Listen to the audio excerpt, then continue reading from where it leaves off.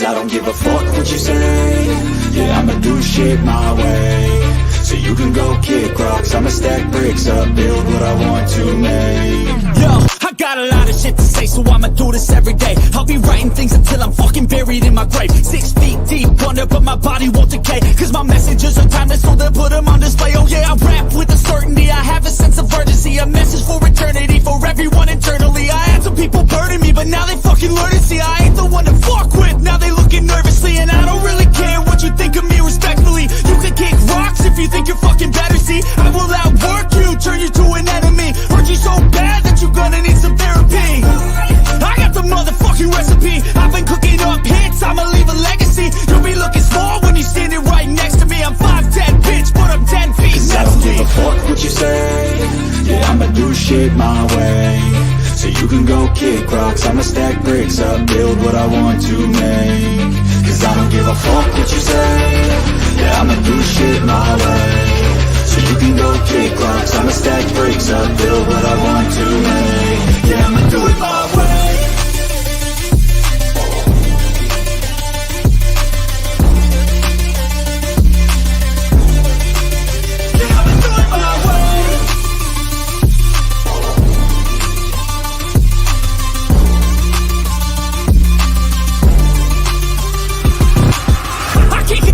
Coming out with a statement. You really changed, man, all your music and arrangement. You don't know shit, shut your mouth, you can save it. I'm the same dude that got his come up from the basement. 100 songs, 100 weeks, didn't change it. Experiments, development, intelligence, and patience. I'll do it all again, cause I never feel complacent. Let's keep the good vibes, positivity's contagious. I'm never looking back, cause I made a life that's passionate.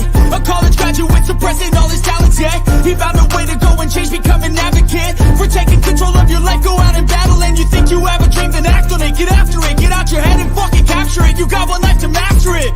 Don't give up on your future, we all start losers. We're all late bloomers, gotta struggle through the sewer. What you say? Yeah, I'ma do shit my way. So you can go kick rocks, I'ma stack bricks up, build what I want to make. Cause I don't give a fuck what you say. Yeah, I'ma do shit my way. So you can go kick rocks, I'ma stack bricks up, build what I want to make. Yeah, I'ma do it my way.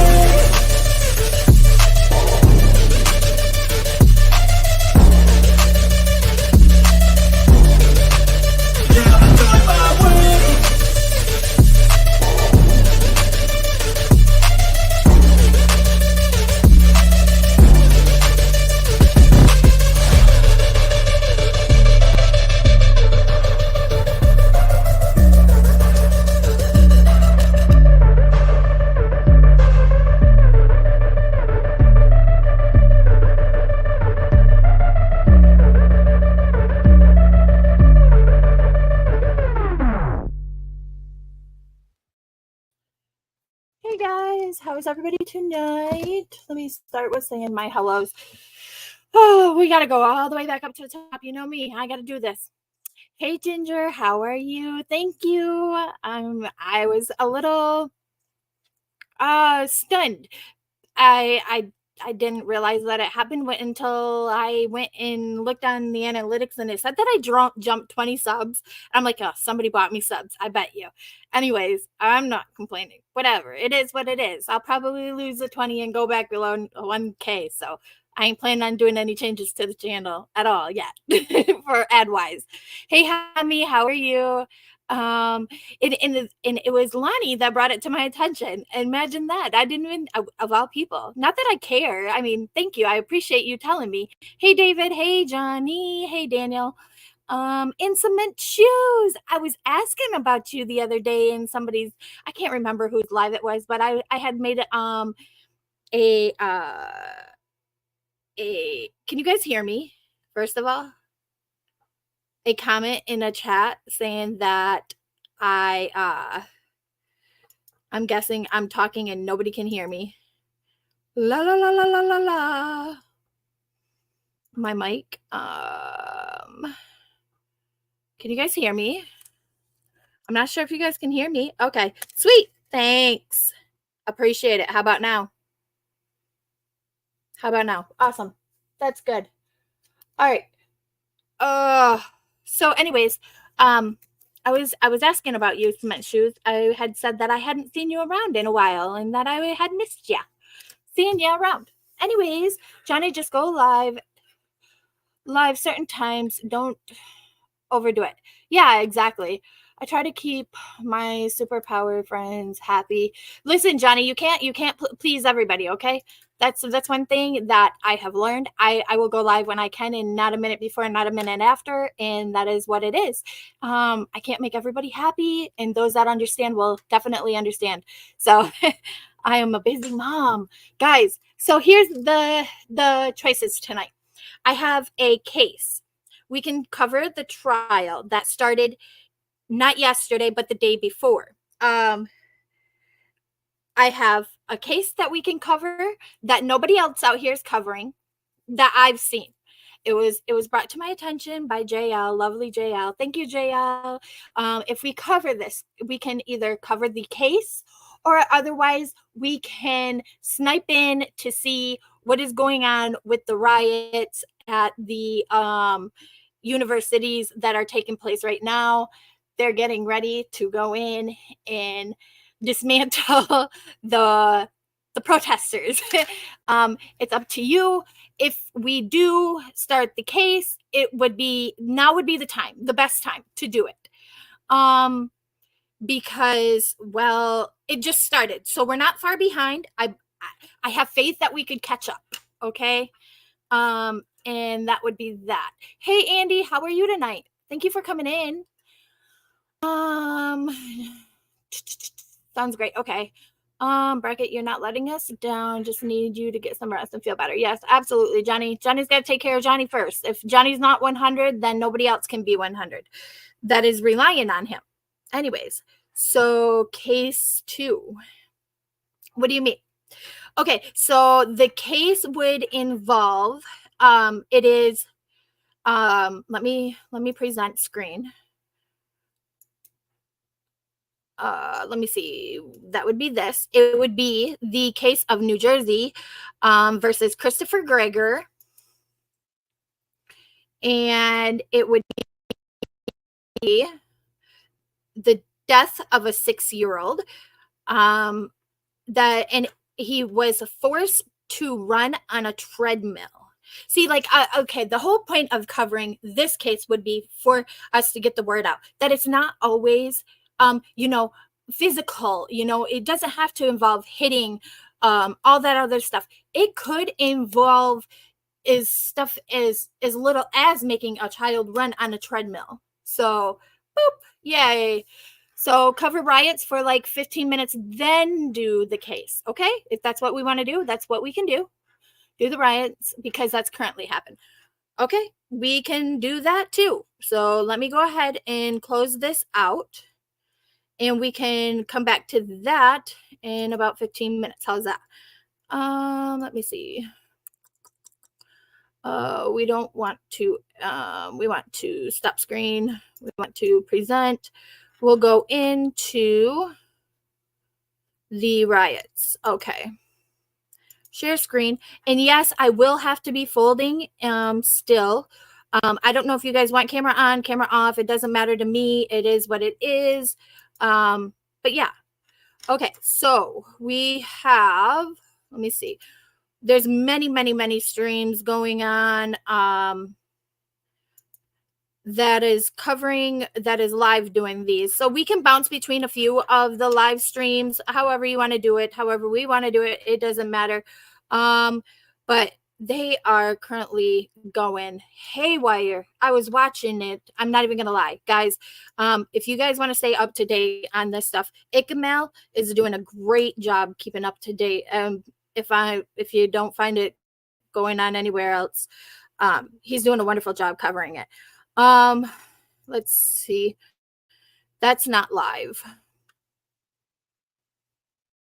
It is live. It is live. I'll tell you honestly, Andrew, we had tension before October 7th. That's campuses around Israel, Palestine. Hold on, let me pull up another it's clear tab. that some of these Just in issues case I see have something been else that obviously greatly exacerbated since the war in Gaza began.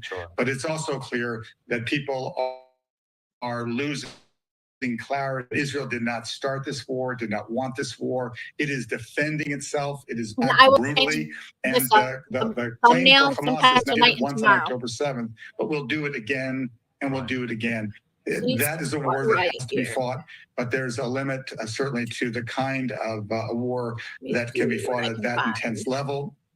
Israel, I know, is desperate to get the hostages back, get more humanitarian aid in, and maybe, just maybe, we can this horrific I have to look into another phase.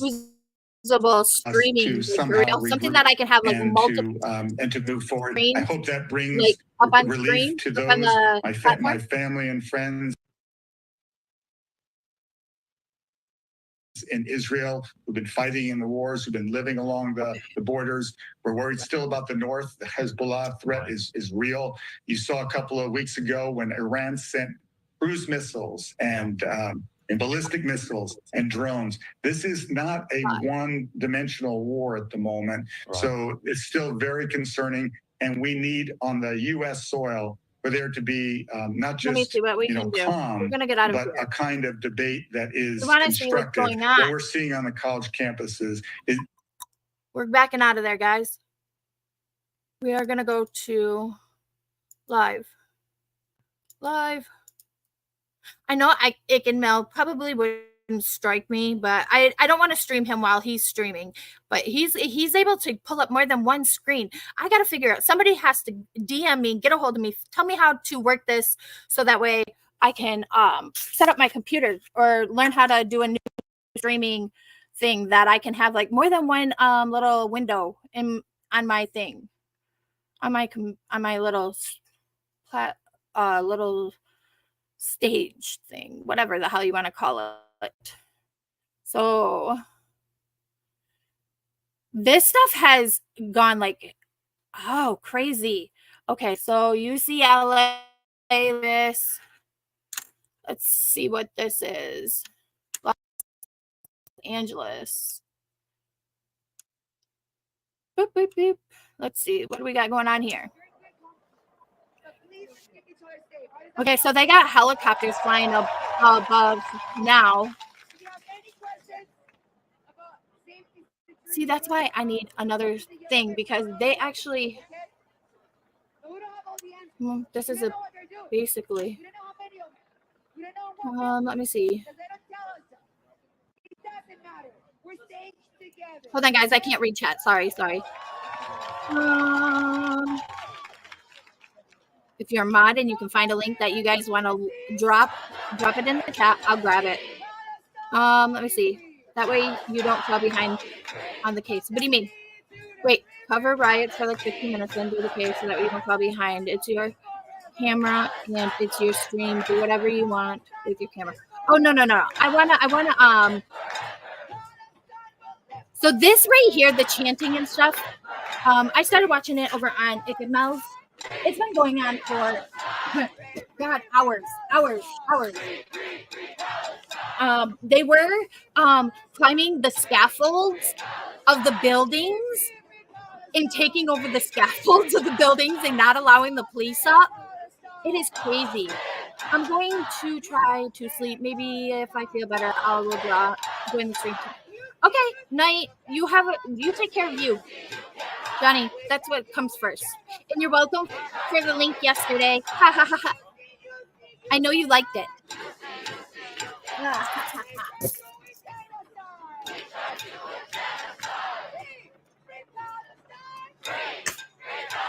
Okay. Sorry guys, I'm also working.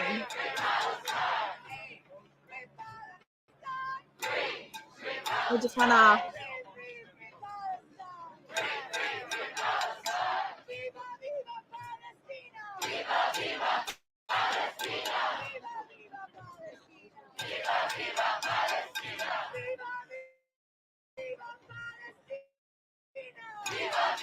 okay, that's not what I thought it was.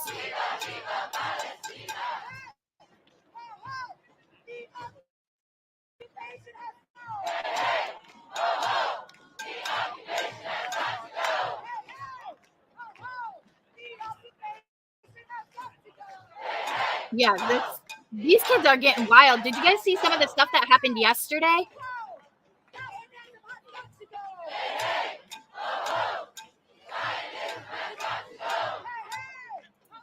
Now this one's at the front of the, let me see.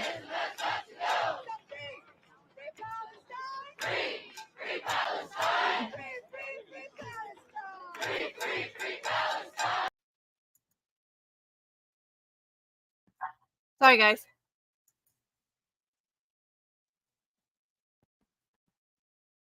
Let me see. Not that one. This one.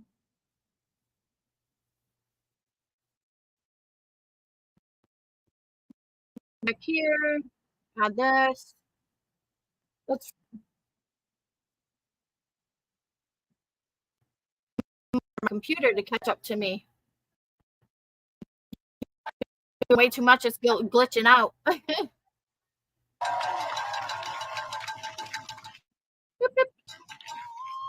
There we go.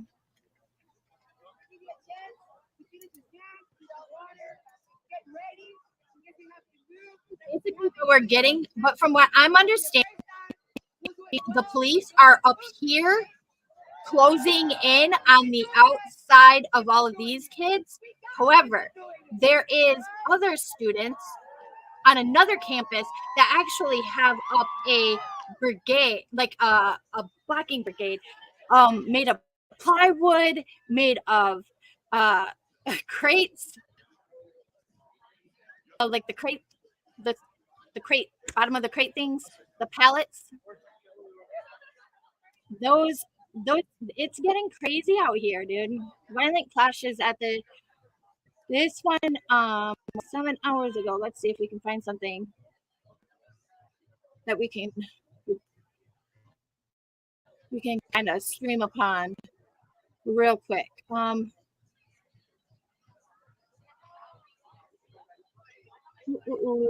There was some crazy stuff that I was watching earlier. Let me see if I can go to my history and play some of that. Let you guys see some of that happened. These kids are wilding out, you guys. I don't even know what to think about it. What happened? Got quiet. That's all I know. These kids got quiet. When they get quiet, you know something's wrong. Or is it my internet? Might be my internet. I saw a clip where both sides of the protest started chanting, "Fuck Joe Biden." Yeah, I didn't see that one yet. I didn't see that one. However, I did see, let me see. Just before I went live, it was let me see. Right here, is this it? Let me see. Let me drop that stream, remove this one, present this one, stop screen. With that, let me see, present this, share screen. See, with the case, I can at least let it run a little bit while we is it this one? I think it's this one.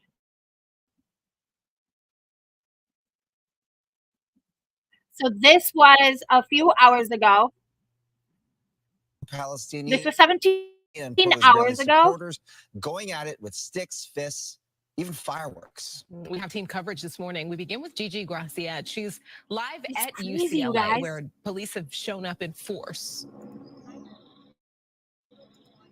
That's right. And in the 3 hours or so that we've been here, this is actually the first moment of calm that we've had all morning long here on the UCLA campus. Now, we are near the pro-Palestine encampment. Hard to see the actual protesters, demonstrators, because they put up this was 17 hours ago, so this was last night. Metal, anything and everything. There's also a metal barricade. Tonight, police are still here on this. So tonight, all this barricade right here that you see right here, it's now all on the outside of that fence line, and it's all built up. They have like put screws, and they've totally barricaded themselves in here to this. You're being reported, mass flag. Oh, okay. I'm going to ask photographer Tony Butita to pan over to the right. We see the California Highway Patrol. We also see campus security. They use private security, and the LAPD is here. But the skirmish line keeping the counter demonstrators, which in this case are the pro-Israel demonstrators, away, has been taken down because they have gone home now. So all is quiet. But let me show you what it looked like at about 10:45 last night. That's when about 150 to 200 pro-Israel demonstrators arrived and faced off with the demonstrators inside the pro-Palestine encampment. They tried to remove some of the barricade. We're talking about those wooden boards, those pallets, and all heck broke loose. There were fights. People were using bats. We saw people with serious head beaten and bloodied, and they were just going at it. And no police were in sight. There was no one. Now, we understand that campus security, campus police may have arrived, but then they quickly retreated. UCLA then requesting that LAPD come in, but that was after the fact, after the fight. No, you're good. We heard from some students, both Palestinian and Israeli students, telling us they came in peace, but the truth is there was a lot of violence. Listen, man, students can't walk through. I personally don't go to the school. I have family members that do. They're stopping students from going to the classes, making an excuse for something else. So this guy, he was hit with the tear gas and stuff right in the face. Like, the students are really like spraying each other with the tear gas in the face. It is so crazy and outrageous. So did they come back? What they're doing is Good call, Johnny.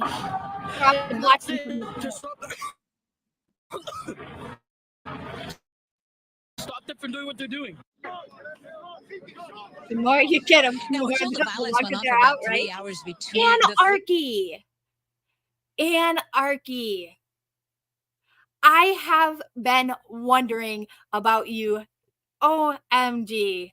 I have asked about you also, along with Cement Shoes. Where have you been, girl? I miss seeing you around. You totally just like vacated the whole entire internet on this realm. I don't blame you though. Mass flagged by what? 4 people with nothing better than to do than to troll. Oh yeah. Hey, I'm glad you're here.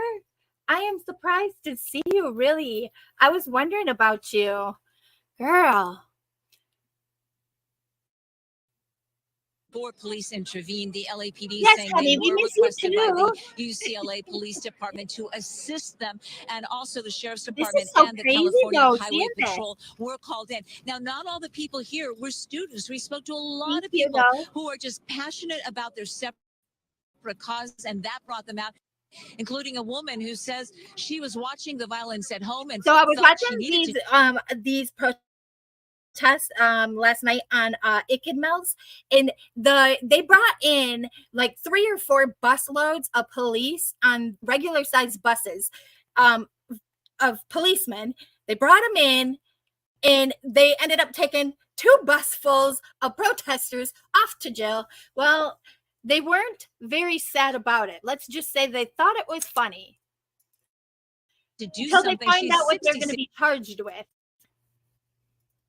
years old and spent the morning just trying to calm people down. And even with her, things got very tense when some protesters began cussing her out. Now, bringing it back here live, you are looking live at the pro-Palestine encampment. Coming up on Good Day LA, we're going to talk more about UCLA's reaction, because we understand that officials were here yesterday, last night, and may have served the protesters with an order to disperse, to get off campus, and to break down the encampment. I'm going to leave you with this live look. And of course, Mario Ramirez will also have more about the law enforcement response here to UCLA. Tonight. So nothing's really changing at the campus yet. It does look like live. I'm Gigi Gracia. Back to you. Yeah, Gigi, now that they let me drop this for a minute. We'll check in here. If we have to, we can keep checking in over here once in a while, taking breaks in case. However, let me. It's this one, I believe. So if we look at this one here, I'm gonna pull that up for you guys. add this to the stage. If you look up here and you're very careful about it, if you can, you'll see the up here, you'll see the helmets of what appears to be officers. So they are making grounds on overcoming and trying to take this over. It looks like they are doing that. The sound on this stream is little to nothing. But as you see, students are planning on camping out here tonight. And they refuse to disperse until the police move in, right? 2024 are going to be the craziest year in decades. I'm telling me about it. I'm not. Sorry. Life took me in a different direction. Anarchy, I hope things are better. I know that the last I talked to you, things were kind of crazy, and I hope that they have improved. I really do. I am glad to see you here, though, tonight. I really am.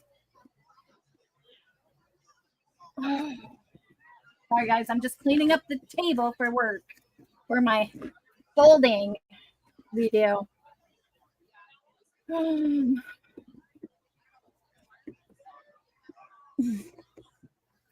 So these kids, they've got guts, man. They got guts because they dispersed them last night. Now, okay, let me stop that. Well, you guys can't really hear it anyways, but last night, they actually had a bull or like a bullhorn of some sort, and they were telling the students to get inside the dorms. They didn't care what dorms. You get inside the dorms or you're risking being taken to jail.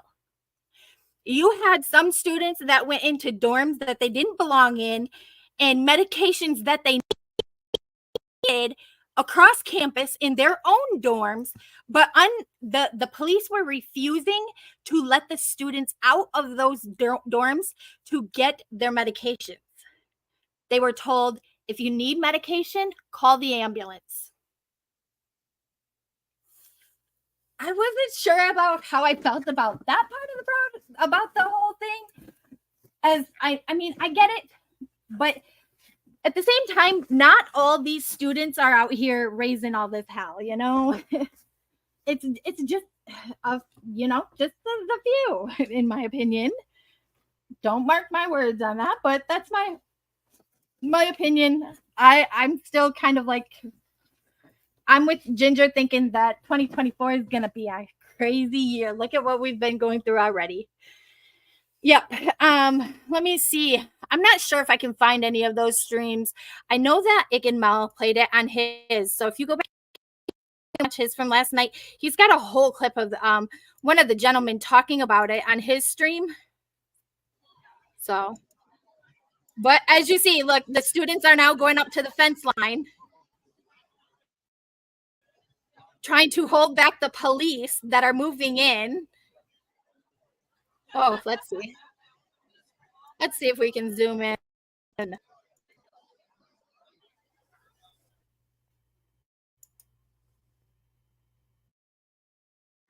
don't think that zoomed in anymore, but up here you have the students coming in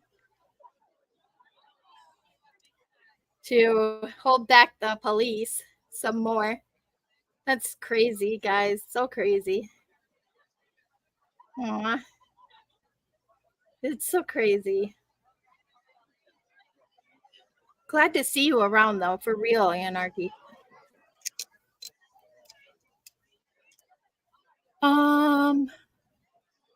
They're getting quiet now. So, I mean, obviously, it's probably hit quiet time on campus. So they can't be out here shouting or like raising all the hell that they were earlier. Because let me tell you, earlier they were raising some hell. They were getting a bunch of chants, and I love this for real. Imagine if everyone stands up against what is wrong. Yeah. Tell me about it. But, but this is the thing. You protest with this, in this instance, you're protesting against one thing, basically against another group of people, if you know what I mean. You're standing for one group of people, but you're also standing up against another group of people. So how do you work that, you know?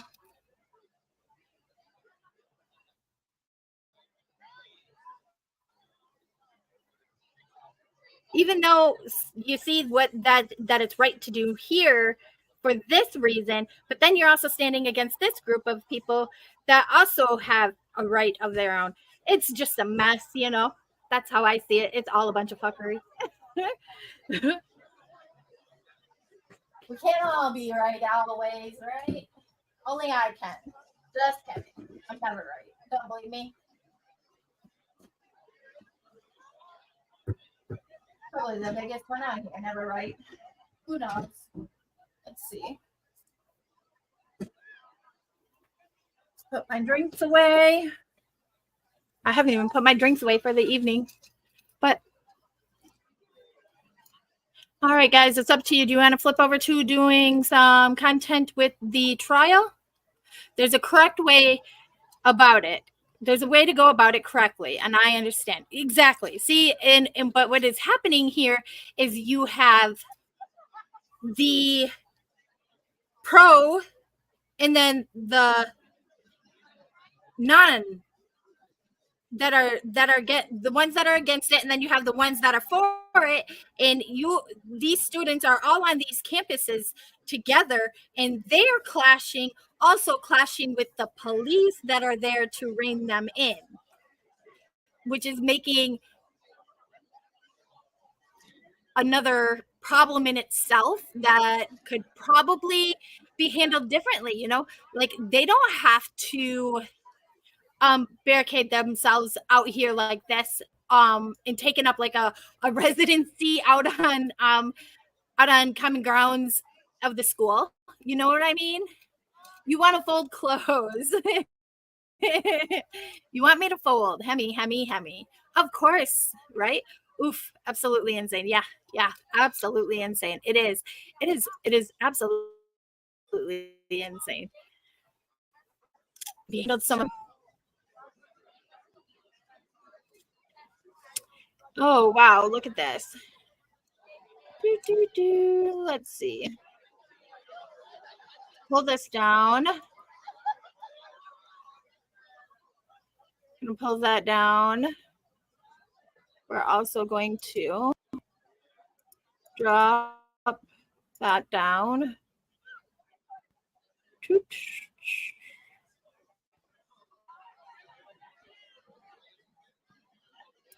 Okay. 8 minutes ago. This one's a new one. Well, let's do this update and then we'll flip over to the trial. How is that? Remove this. Stop screen. Present screen. Share screen. We're gonna share this one, which is this one, I think. Oops. Sorry, guys. I thought I was doing something right. Just kidding. I'm never right. Okay, so let's see. There it is. Took you a minute to pop up. It's kind of hard to correctly go about a conflict that has been going on since biblical times. You're right. I didn't hear about any cops. Okay, so here we are looking at from LAPD, CHP, Sheriff's Department, and of course, campus police. At some point, they will move to try to take control of this situation. Now, the encampment has been declared unlawful, as Chelsea reported. Students have been urged to leave or face being arrested. They've been urged to do so, but again, standing their ground. Some of our security saw that they were prepared. Almost like a war. They saw that they had water bottles. They were putting cement in the bottles, perhaps to use as projectiles when they need to do that. Again, we don't know when this situation is going to happen, but we have been told that counter protesters have arrived. Yeah, I know, Dave. And of course, that is starting to have that's starting to be a problem here, because that will be another situation that law enforcement will have to control because of those fights. But all afternoon, this is the top of where all those students are sitting on the ground down here. Encampment, and they are absolutely not in law enforcement. They have been booing them. They have been saying all kinds of awful to those officers, and we have tried repeatedly to speak with them to get their side of this situation. It's important for you to be here. Tell us what this means to you. Why is this encampment important? What's absolutely will not speak to us. They are not talking to the media. It's You know, there was one girl that was interviewed yesterday or the day before, one of the two, and she was asked why she was there and why she was protesting, and she was like, my friend told me to come here. I guess something to do with Palestine. Like, she didn't even know why she was there and why she was protesting, but she was there to protest. Like, what the heck? Who raises these kids? hard to get their message across. Yeah, question. I see the pro-Palestine flag behind you. Do you see any Jewish or Israeli flags anywhere? Yes, in fact, there is a right over there. I don't know if Elliot.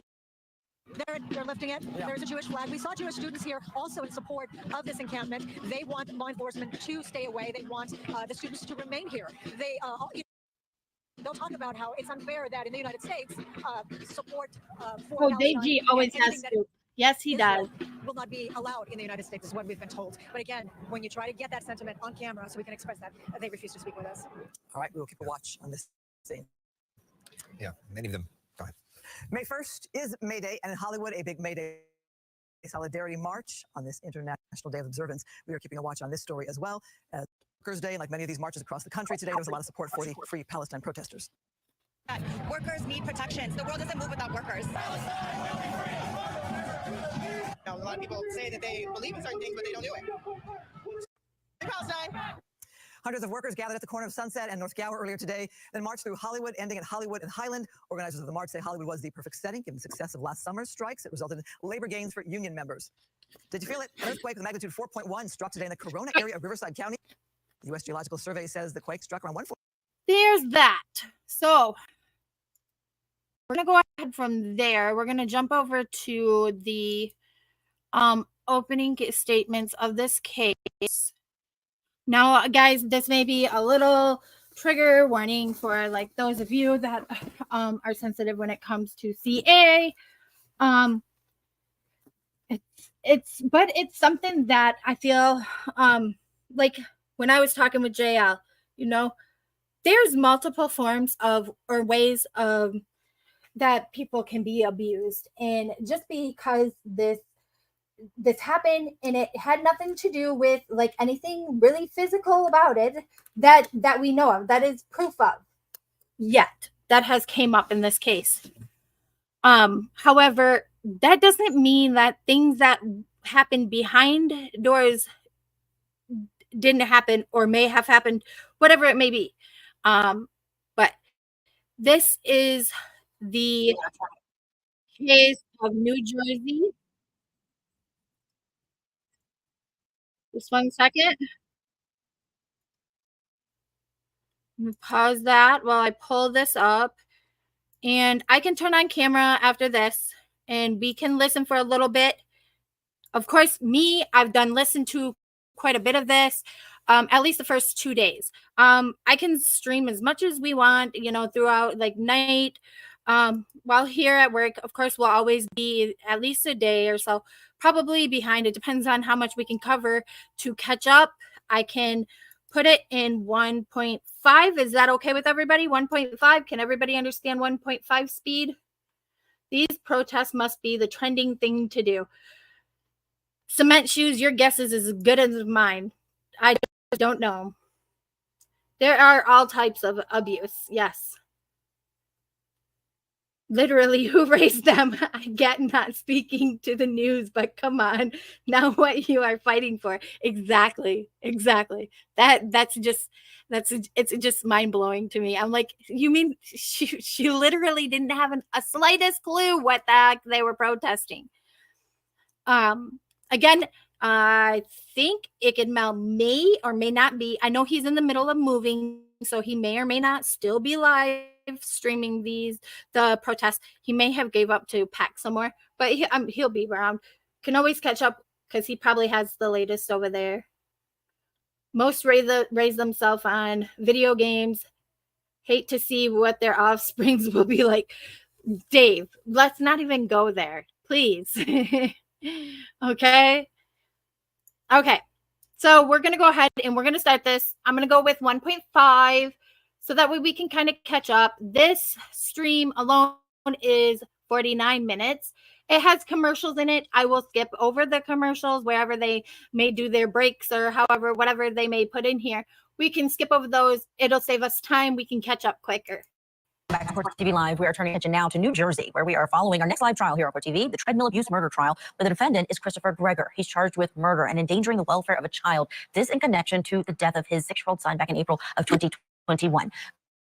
Gregory told investigators that he took his son, Corey Michelot, to the hospital after he started experiencing symptoms of nausea and shortness of breath. And while he had his son at the hospital, his son began having seizures, and just about an hour later, he was pronounced dead. Now, before we get you into the courtroom to hear those opening statements, here's some background on the case. Court TV anchor Julie Grant has more on the case against Christopher Gregory. So, guys, this is my mommy. Police say 6-year-old Corey Michelot died at the hands of his own father. Christopher Gregory is charged with first-degree murder. Gregory is accused of forcing Corey to run on a treadmill, calling him too fat as he increased the speed, causing Corey to fall repeatedly. Investigators say video from Gregory's apartment gym shows the incident. Later, he brought Corey to the hospital, where he died from blunt impact injuries.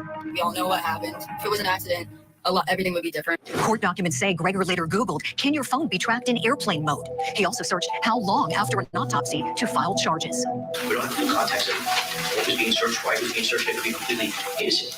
Gregory's defense attorney released a statement to Court TV, discrediting the state's case, saying in part, quote, the death of Corey Mitchell tragic, but not murder. Unfortunately, Corey died from natural causes.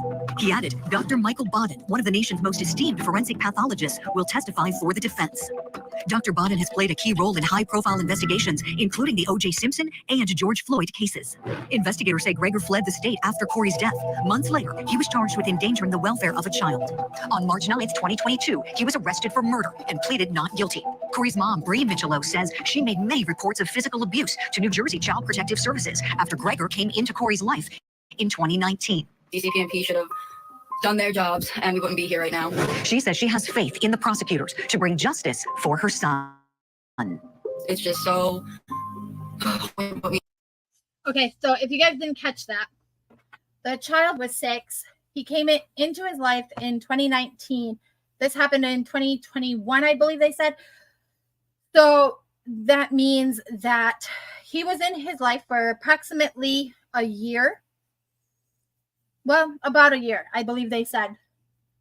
And the mom raised the son for most of his life. She fell upon a rough patch of times. She got involved with DURGSs, as some parents do.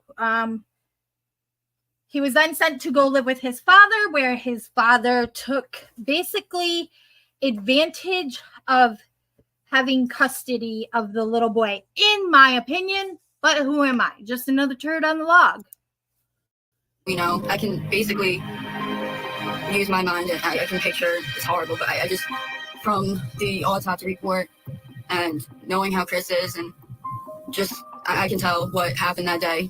It's their jobs to prove it, and hopefully they can. So when court started this morning, before those opening statements kicked off, Corey's mom, Brianna Michelot, who you heard right there, she testified outside of the presence of the jury as part of an admissibility hearing regarding communications that she had with the defendant, Christopher Gregory. And Michelot told the court that she had several conversations with him in the days leading up to her son's death, including one just hours before. Take a listen. Calling your attention to April 2nd of 2021 at approximately 3:30 p.m. Did you have a phone conversation with the defendant in regard to your son, Corey? Yes. And can you tell the court what the defendant said in that phone conversation? He told me Corey wasn't feeling good and that he was lethargic and he was throwing up and his legs hurt. He was just sick. And he asked me for Corey's insurance card and decided to. And did the defendant tell you where he was taking Corey? He said he was going to the hospital. He was taking Corey to the hospital. And did he tell you which hospital he was going to take Corey to? No. Now, the judge, after hearing that testimony being proffered, ruled that all of Michelo's conversations with the defendant are going to be admissible. So we will hear from not only her, but some of those recordings during her testimony. That happened after these opening statements. Let's get you to that now. Prosecutor Jamie Schron delivered her opening statement to the jury first. Ms. Schron. Corey Travis Michelo. He liked the solar system. He liked to play outside. His mom describes him as silly and happy. Corey was 6 on April 2nd, 2021, when his father murdered him. His father is this defendant, Christopher Greger. This case is about Corey and how Corey became the ultimate victim. All right, so I want you guys to pay attention to the way he looks at the mother during her testifying, and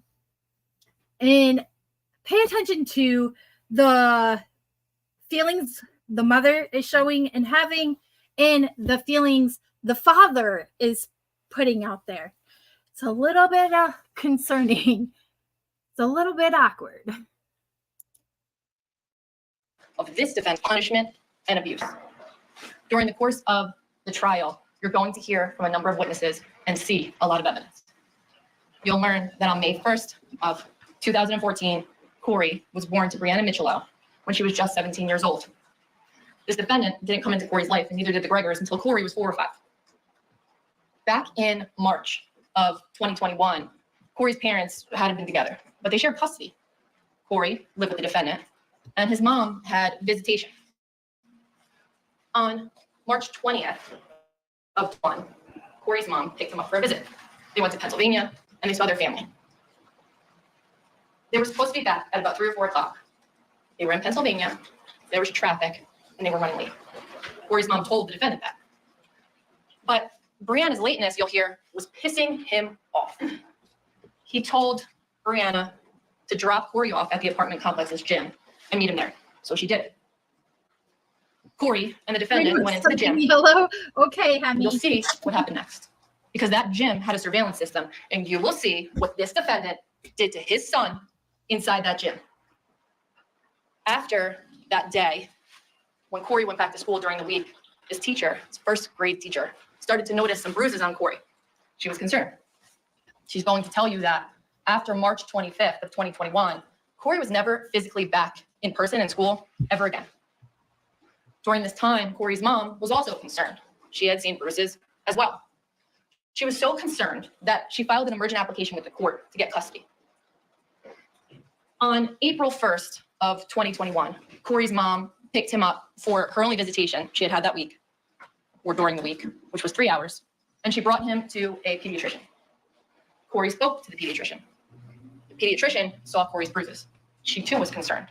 So she sent Corey and his mom to a local hospital nearby. Ultimately, Corey was seen at Jersey Shore University Medical Center. And while at Jersey Shore, doctors looked at Corey's body. They checked his lungs. They checked his bones. They checked his labs. And shortly after 1 o'clock in the morning or around there, Corey was discharged. He was medically cleared for release because there was nothing wrong with Corey's lungs. There was nothing wrong with Corey's bones, and his labs were normal. Corey was fine except for his bruises. Now, Corey's mom tried to bring Corey back to the defendant. Her visitation was over, and while they were at the doctor earlier, she learned that her application for custody had been denied in that regard, but that a child abuse examination had been ordered within 7 days by a specialist. And so, in trying to keep with the visitation schedule, she contacted the defendant and tried to bring Corey back, but he didn't answer. And so, since it's after 1 o'clock in the morning, Corey's mom and Corey go back to her house in Englishtown. And the two of them get home, everyone's asleep, they go in the basement, and they go to bed. That's where her room is. Corey wakes up in the morning, he has his breakfast, his mom dresses him in clean clothes, and he's with his mom the whole time. And she drives him back to the defendant's apartment in Barnegat. Corey and his mom sat in the car in the parking lot, and they said goodbye for what would be the very last time. Corey was walking. Corey was talking. Corey was fine, except for his bruises. Imagine that. Imagine what that would be like. To not know that that's going to be the last time you're going to see your child or speak to your child again. It's when you drop him off with his father. And that's just what it is, you know? Most parents, when they drop off their child with the other parent, it doesn't cross their mind that this is going to be the last time that I can see or speak to my child ever again, you know? And it's just unfathomable. But, also look at it. Okay, so go back to the night she took the Corey to the hospital. She was sent from one hospital, from his pediatrician appointment, to a hospital where I'm sure at that time you're talking COVID and all of that. That's a long wait. She's going to have a long wait no matter what. She's going to be very probably end of the line kind of thing. Hey, Retro, thank you. So she's going to be at the end of the line for being seen. Because, they're going to get the ones back that can't breathe, that are having problems holding their, their body. What the hell? Why did I just draw a blank? Like their pulse and their blood pressures, keeping everything stable. So they're going to bring those people back. And then you got the ones that are going to come in that, I don't know, heck, maybe has a gunshot wound. They're going to come in next, That's what it's going to do compared to this little boy and the symptoms that he's having.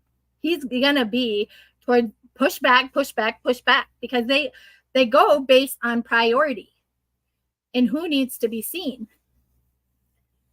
So, and then come 1 o'clock in the morning when you're finally released, the father's not answering. And so what are you to do? Well, as a parent, you bring your child home with you, right? At least most would think. This dad, he gets angry because he wasn't returned home that night, which you'll learn is another 45-minute drive from where the mother lives to the father's home, after already having, I think she said, about a 45-minute drive from the hospital to her own home. So she was literally pushed across the state of New Jersey that night, Let's keep going. By 9:03 a.m., Corey was back inside the defendant's apartment. You'll hear that the defendant wasn't happy, but he told people, Corey's okay, Corey's all right. Except by 3:48 p.m., this defendant carried Corey's nearly limp body into Southern Ocean Medical Center.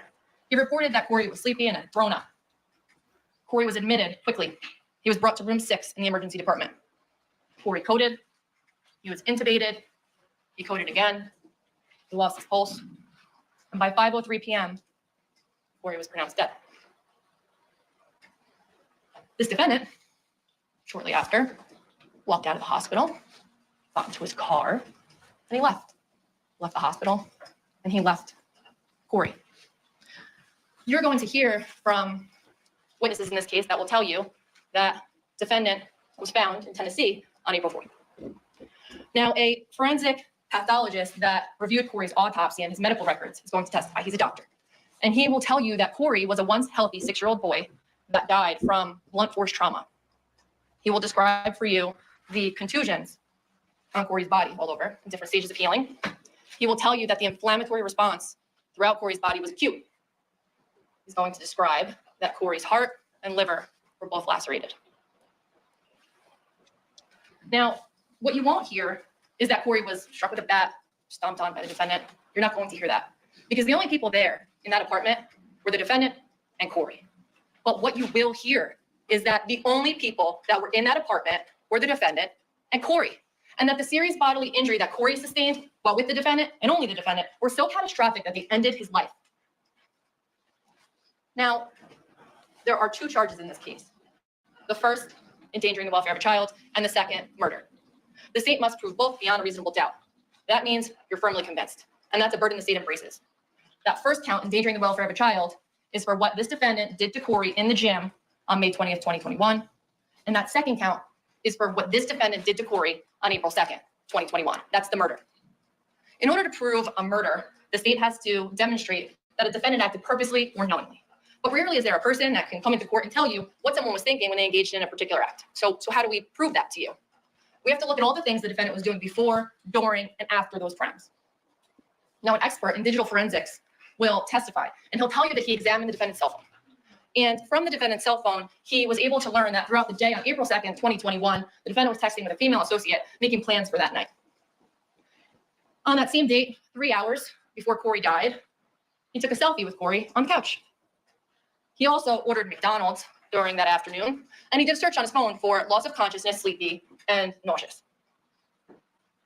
You're going to have information before you, and I'd ask you to consider it, about what this defendant was doing all day at home, at the hospital, after he left. What he was saying to the people at the hospital. Exactly.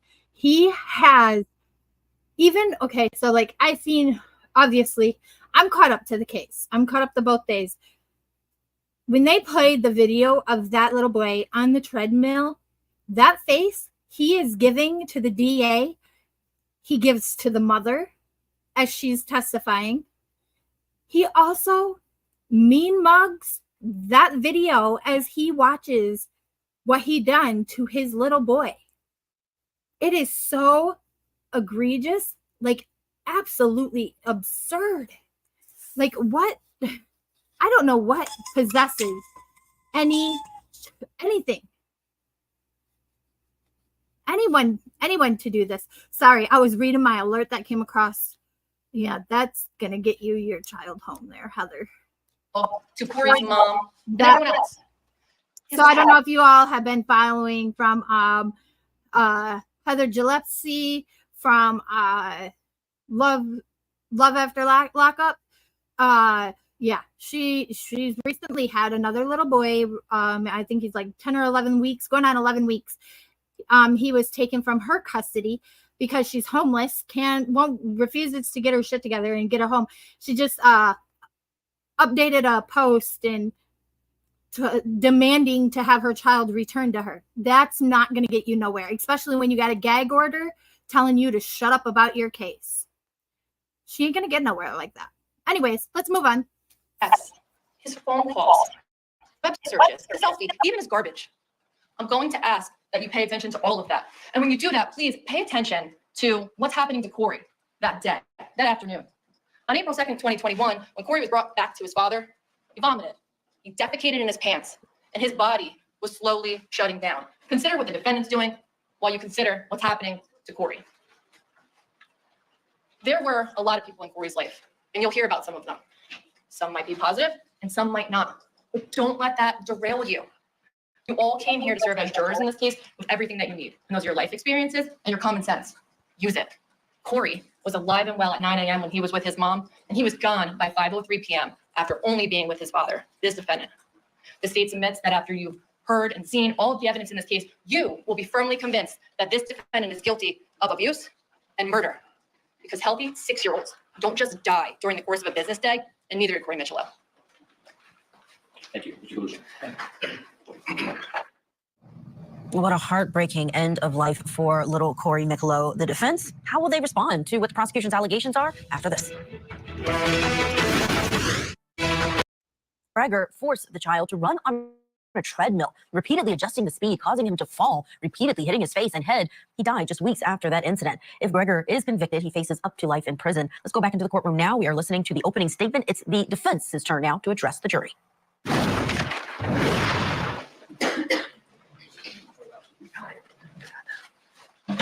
In August of 2017, Christopher Greger was studying for his master's degree at Johns Hopkins University in Baltimore, Maryland.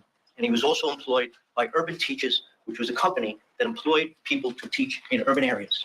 When he found out he was being sued for child support for a child he had never met, nor did he know he fathered. And that's where our story begins. Once again, I'm Mario Bellucci, along with Andrea, and we represent Christopher. And although Ms. Schron just gave you a tiny little box with a little bow around it, that is far from what we believe the evidence is going to show you. As a matter of fact, the judge just told you that nothing Ms. Schron said is evidence. As a matter of fact, nothing I'm telling you right now is evidence. The only evidence you'll be here is going to come right from that chair. And I'm going to tell you right now that our version of this evidence looks nothing like Ms. Schron's evidence. The evidence is going to show that Christopher was notified by a court document that he had to take a paternity test, and that was in 2017.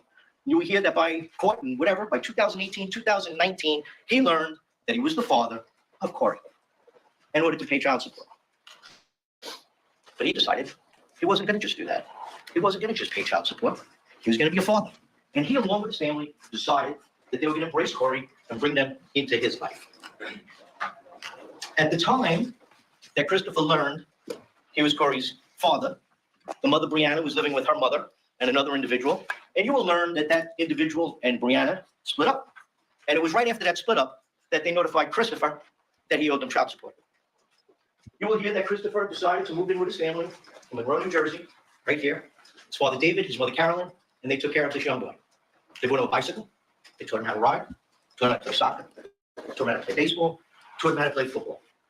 And at that time, they shared custody with the Mitchellos. Then, somewhere around March of 2020, because of some challenges that Brianna Michello had, she no longer had custody of Corey, and custody went to Mr. Greger. He was given full parental custody, and Ms. Michello was not to have any visitation with Corey. And as those challenges continued, your evidence will show that Rebecca Michello, Brianna's mother. So, of course, the defense is going to bring up the fact that, she had lost custody of Corey for a certain number of months or years, or a year, I believe it was total. However, at the time that this happened, she had been able to regain her custody and resume her visitation with Corey, ordered through the courts. She was ordered every Wednesday, after school visits like you normally would if you were a parent that's sharing custody. So she was able to get back her joint custody in every other weekend. He has to have visitation, which was granted. And at that time, Brianna was still not able to interact in Corey's life. You will see that through time, Brianna came back into Corey's life, thanks in part to the Greger family, who assisted her somewhat to get through her challenges, and then agreed slowly to give her visitation of Corey, and they did. We're hitting the pause button. We'll get right back in for more of that defense argument or opening statement. He's being framed for the murder.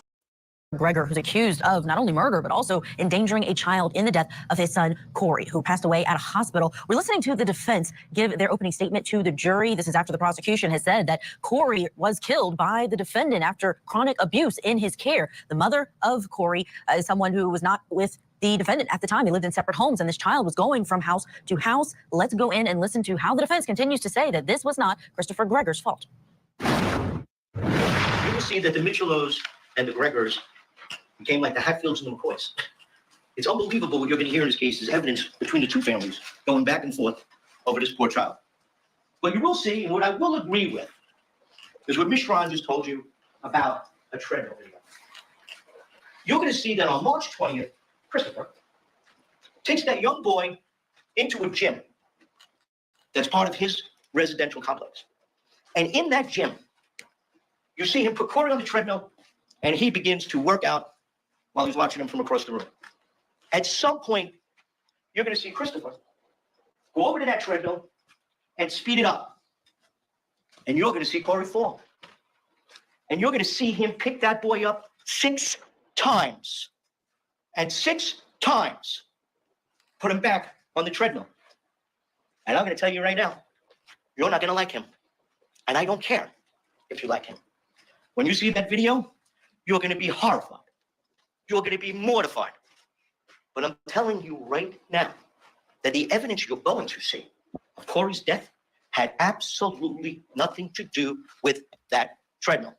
As a matter of fact, the treadmill incident, Or so the defense would like you to believe. But remember that deaths in abuse cases, it happens over time. So there's no telling what took place from the day that they have that recording of what he did to him in the gym of his little complex thing and the day he passed.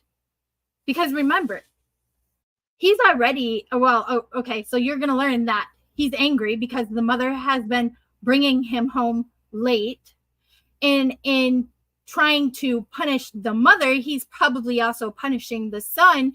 Once you hear, the rage that this guy has and the things that he says and does, So just let's continue. was on March 20th.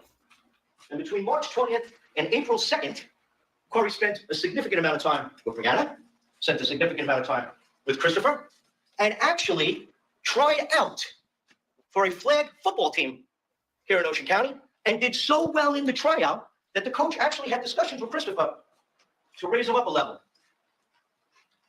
You will hear that Brianna became suspicious of some bruises.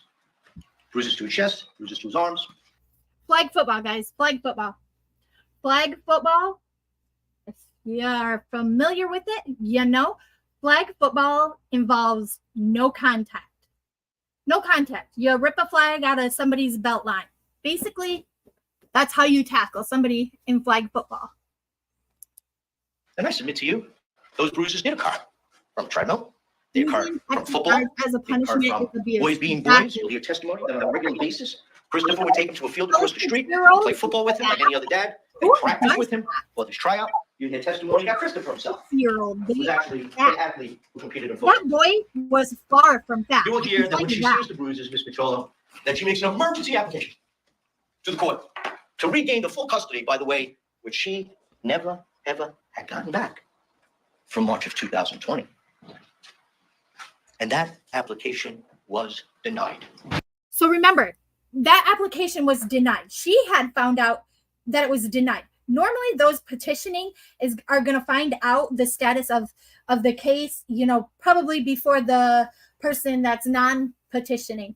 So think about it.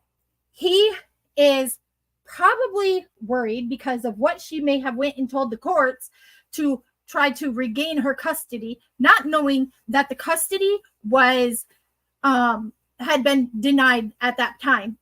So out of fear, oh gosh, now he's going to end up having to go live back with her. He's already probably infuriated because he's thinking now he's going to have to pay child support probably. And, most people that are hotheads like this guy appears to be, there's no telling who he took that anger out on. DCP&P, they start an investigation. They tell her, slick. Take it to By using the treadmill, yeah. She chooses Ivy Pediatrics. She goes to Ivy Pediatrics. I can't say what I'd. And yeah. They don't really find too much wrong with him, except he has bruises. They do blood work. They do tests. Health. Just like Michelle told you. Health. But they recommended to her that she follow up and that they would want to take her to Jersey Shore Medical Center to follow up on a child abuse allegation from the treadmill. You will see that Corey disclosed to the doctor at Ivy that my dad made me. You're not normally one to chat in the chat. Please that I fell on. free to chat in the chat during the conversation. As long as you're respectful. You will hear that she went against the advice of Ivy Pediatrics and left. And she took him to another hospital, Community Health Center, I believe it's called. And at that hospital, they did another evaluation. And during that evaluation, Corey was healthy, had a few bruises, but still suspected child abuse. We recommend to you that we take Corey to Jersey Shore Medical Center. What does Brianna do? She leaves the hospital against medical advice. She leaves. She does at some point now take him by herself to Jersey Shore Medical Center, where he undergoes an evaluation. So of course, you can all see that defense is taking the blame of all of this and putting this off on the mother. I don't understand. I just don't. Yes, Ginger. Yes, all opinions and insights. Yes. I mean, I'm open. I mean, if you can see both sides, hey, more power. I mean, it's welcome. But in this, listen, I was torn when I was first listening to this case. I was like, but can you really say he really did it? But then you hear the anger in the text messages sent to the mother, and you just get this different vibe from the guy, you know? Thank you for putting that in chat, Dave. And you're going to hear. Actually, I'm going to. That when he was at Jersey Shore do Medical something Center, I never do. they found that he had a possibility of something called sepsis, Not that one. which you'll understand from a doctor. I'm not a doctor, I'm a lawyer. But doctors are going to testify here. And you're going to understand that sepsis is your body's reaction to an infection. And it's a rapid response to that infection. And that rapid response you're going to hear from doctors will tell you can show a child is loopy, disoriented, nauseous. And Jersey Shore Medical Center told her, Brianna, leave your child here. And she did not. She took Corey home, signed papers against medical advice. She took That's him not home. what I wanted. So she's running from hospital to hospital to hospital, making emergency Yes. applications, you're going to hear, making complaints to DCP&P. So what does she do next? She's so concerned. You're going to hear how concerned she is. The evidence is going to show you how concerned she is for her son's safety. You're going to hear evidence that she was so concerned, she brought him to Christopher Yes, it's this one. because her visitation was over. Remember, she didn't have full custody. Her visitation was over. And you're going to hear evidence Exactly. Blame the parent that that when wasn't Christopher, when Corey came home, when it he was all happened. tired. And Christopher did not find that to be unusual because often, by the way, Crystal lived in Barnegat, Brianna lived up in the Englishtown area. You'll hear testimony that actually, at some point, they were together and actually looking at houses together. You can hear evidence of that. But when he arrived, But what he does was that have tired. to do with anything? And yes, Christopher did not find that unusual because he would often come back from Brianna's house and he was tired. So he looked at bed. So maybe the abuse He wasn't slept. taking place when the mother was And around. He's on the phone with a woman, I believe her name is Marcy Brogna, and they're making plans to go on a date. And he's talking to her about what's going on in the house, that his son is there, that he's tired, that he's I sleeping. got my And then you're snack. going to hear testimony, I believe, from his mother, Christopher's I mother, got my Karen. Because at some point, Christopher gets concerned jugs. because Yes. Corey's now In the for a long mammogram time. machine yearly. So he calls his mom. Your eyes. Mom, Stop I'm it. concerned. Corey has been sleeping quite some time Yeah, now. yeah. And his mother sure. just said to That is him, abuse in it itself, happens right? every That's single drug time abuse. he comes back from their house. Let the kid I eventually sleep. got to start getting that done. So let him sleep. Not looking forward to that one there, Ginger. Then Thank you ordered Grubhub. You ordered a Happy Meal, assuming that at some point Corey would awaken. And he did. He woke, said he wasn't feeling well. He had some milk, and he went back to bed on the couch. I'll just You're going avoid to see that Christopher took a picture of Corey on that couch and sent it to this woman, Marcy Brogna. Corey was sound asleep on the couch. You're going to hear testimony that when he did awake, he was complaining of leg pain. leg pain Serious from running enough. on the treadmill, And maybe. Christopher was concerned. Began to throw up. You're going to hear testimony that he was loopy. You're going to hear testimony that he looked like he was drunk. And you're going to see Christopher drive him to Southern Ocean Medical Center. And you're going to see him pull up to the emergency department. And you're going to see him carry that little boy into a hospital. And you're going to see him standing there holding that child in his arms, which seems like hours, before anybody comes to help him. And they do. And they come and they help him and they take Christopher away, Corey away. And they start to do some testing. And then they decide they need to do a CAT scan. And while during the CAT scan, Corey seizes, goes into cardiac arrest. Life-saving techniques are now used to try to revive him. does. And it sucks. This is kid. No child should die. No child should die. But it's not murder. And you're going to hear testimony from doctors, experts. You're going to hear testimony from Dr. Larkin, who, by the way, Dr. Larkin has no skin in the game. This is a doctor that comes to the hospital. He's from the Office of the Chief Medical Examiner here in Ocean County. He has no idea what the relationship is between Christopher and Brianna and Christopher and Rebecca. He's got no clue. He just evaluates the child by science. So this is what I want to say about that. Dr. Larkin found that Corey's blood results from Southern Ocean showed incredibly high. So what if the doctor doesn't know what is, sorry, hold on. Okay, so what if the doctor doesn't know the relationship between the mother, the son, the father, the dad, or the father and the son, the dad and the mom? Who cares? Most doctors, when they see patients, they don't know. They ask. So you are waiting for a response, So it's like, who cares if the doctor knew the relationships between the victim and the parents together? Most doctors don't. What is this point? Like, that's my question. What's your point about that? And between the hospital's fault because they did life-saving measures and chest compressions that could have caused the bruising on him, and the mother supposedly causing the bruises on the child. Mind you, she had him for the first 4 to 5 years of his life, and she didn't have the problem. The reason that the son was removed from her care was, I do believe it was stated that once the paternity was proven of the father, the mother lost the custody for DURGS and abuse in that realm.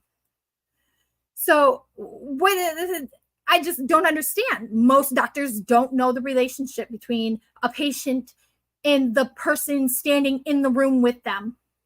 Period.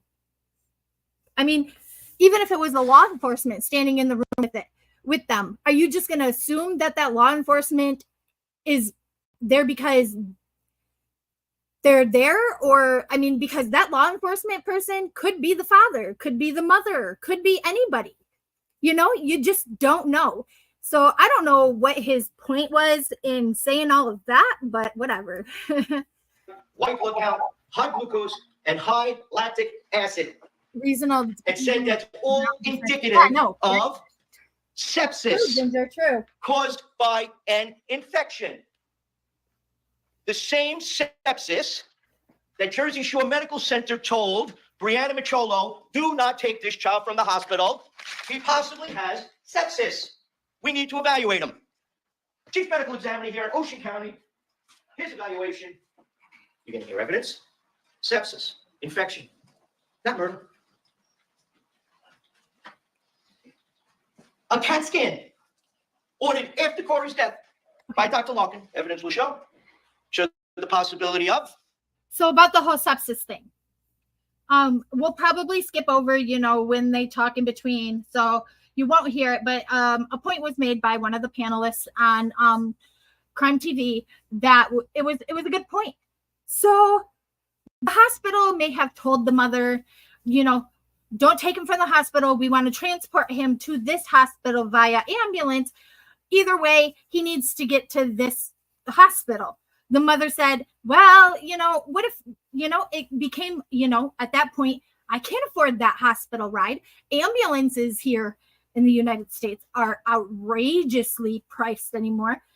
And so, the mother signed a waiver stating that she was leaving the hospital, against staff releasing them, so she could transport the child herself, which you find out She did. She still got that child from one hospital to the other in probably the same amount of time that it would have took the ambulance.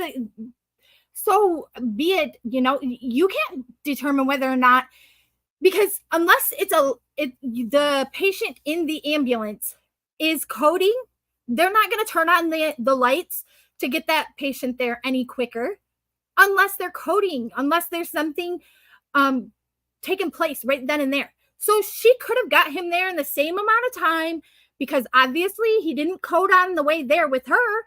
So they would have arrived at the same amount of time, then if he went in the ambulance.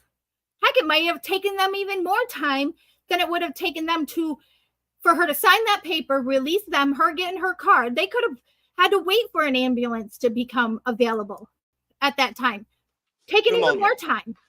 Pneumonia is. But you'll find out that when they left the hospital, he was okay. An infection. And an infection causes sepsis. So the Ocean County Medical Examiner, the first person to evaluate Corey, which, by the way, is 12 days after the treatment. 12 days. You're going to hear testimony that when he gets to Southern Ocean Medical Center, there's no report of any additional bruising since March 20th. You're going to see there's no signs of, I believe Michelle said, I hit with a baseball bat, stepped on, I don't know what she said, whatever she said. Clear pointing of the finger at the mother of the child, saying Christopher, the father, the defendant, is not responsible for his. They were in this together. For Christopher Gregor, prosecutors say that 6-year-old Corey, his son, died at the hands of his father after repeated abuse, but the defense says Corey died from natural causes and that it was Corey's mom who was the abusive one. Let's get you back into court now for the remainder of the defense's opening statement. They are pointing the finger at the mother of Corey. You have to look into the doesn't show any proof of any of that. As a matter of fact, their own chief medical examiner, who did the autopsy, was inconclusive and could not come up with a cause or matter of death yet, pending investigation. Hold on. And toxicology reports. You see what I'm and he said, okay, Dave, Brianna Williams, is that the case of the missing girl that was never found?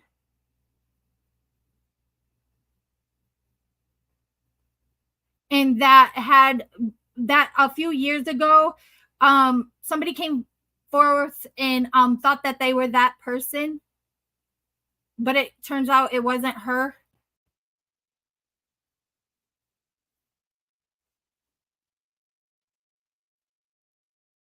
That she was in the system. They found her in Alabama, like alive. Wait.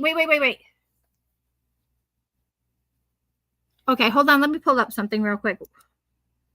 Chief medical examiner said that the injuries to Corey were all due to life-saving techniques. I think I have that stuff hidden. Targeted, maybe. Let me see. He left. Playlist. He was distraught. He was upset. He told the nurse, I need privacy. And he left.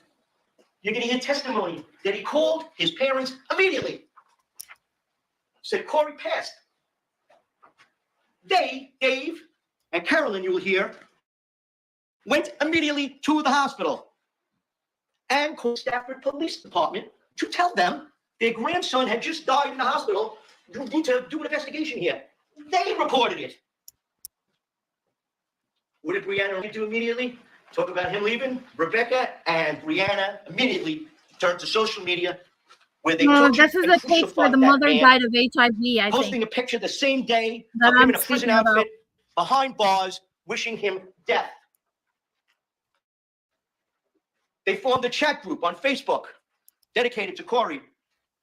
But evidence is going to show it really wasn't dedicated to Corey. It was dedicated to harassing the Gregor family. So much so, you're going to hear testimony that both Brianna and Rebecca were arrested in New Jersey and pled guilty for harassing Dave and Carolyn Gregor by protesting in front of the house, putting up posters on telephones. Yes, please. Thank you. Not evidence. Any representations that the attorneys have made to you are their anticipations that the evidence is going to show certain things, particularly when we get to things like medical conditions, observations of physicians. The attorneys admittedly are not doctors. So you're to accept these opening statements exactly as they're intended, what the lawyers claim they think they can prove in the case. If the lawyers are not able to adduce evidence which proves those things, then you're to disregard those parts of the opening statements which make those representations, which were not later backed up by evidence. Next, there's just been an issue of whether or not there were some charges against the Michelos that resulted in some disposition. So first, the parties dispute whether or not there was a disposition of any kind of finding against the Michelos. That has not previously been presented to me. So what I'm going to do is when that's presented, I'm going to make a ruling on whether that's admissible. Typically, municipal court level offenses are not admissible as proof of anything. Only if someone is convicted of a crime and they testify as a witness, and by a crime I mean a superior court level offense, would that evidence come in, and then I would give you instruction as to how you analyze that conviction based upon the evidence. Here it's undisputed that there's no such conviction for a crime. So I'm going to ask you to disregard that reference right now that there's been some disposition in municipal court. If and when we come to that point, I'm going to make a ruling about what, if anything, you're allowed to consider in relation to that disposition. At that time, if I allow it to evidence, I'll give you specific instruction, and you're only to consider it for that. You said Brianna. At this point, there's clearly no criminal conviction, so you should strike that part from your recollection. Mr. Bellucci is going to move on. Okay, so I covered a case at the beginning of my channel of a missing child.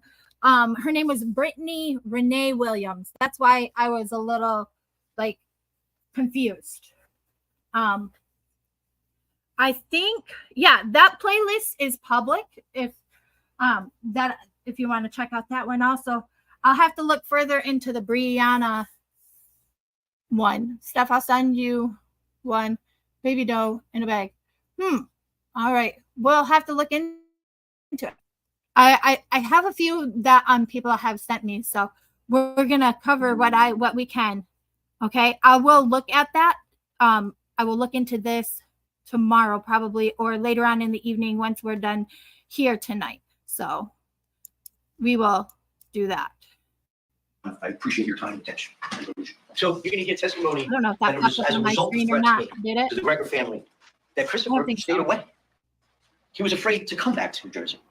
But when contacted by his family that he was wanted for questioning, you will see GPS that shows him actually heading back to New Jersey to speak with the police. He is stopped, and I believe it's Alcoa, Tennessee. Not because they were looking for him. They were looking for his car. He was free to leave. They took his car because they had a search warrant. And they searched his car. They found a cell phone, maybe some other things.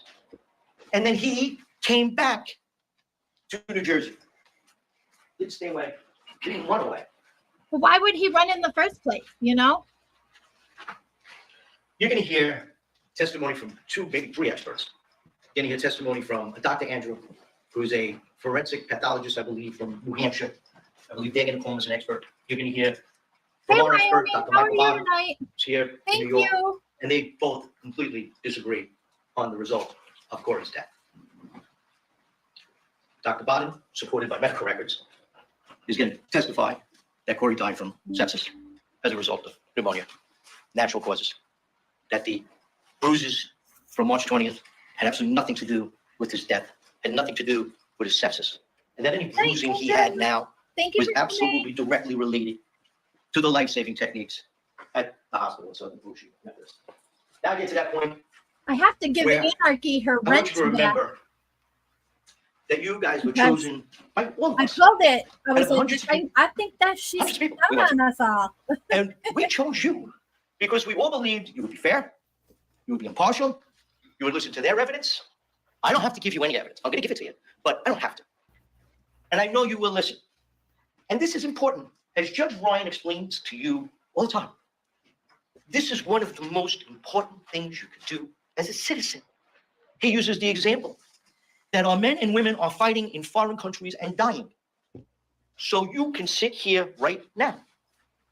This is an unbelievable, not only civic responsibility, but a human responsibility. You, as a human, are going to judge another human. And that is an awesome responsibility. And I know you all take just so awesome, because everybody wants to be put in that place, right? Before we go any further, it's my function. Defense attorney is a joke. All right, the judge had to admonish her, just let the jury know whatever the attorney say in opening statements is supposed to be what the evidence will show. It's not the opinion of the attorney. So he clarified that.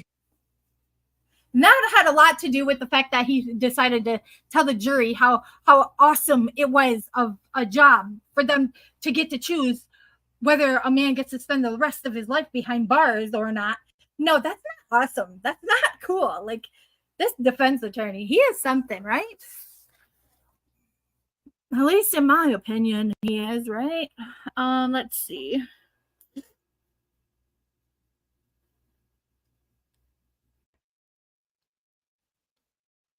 We're going to just go back this way. And that was here.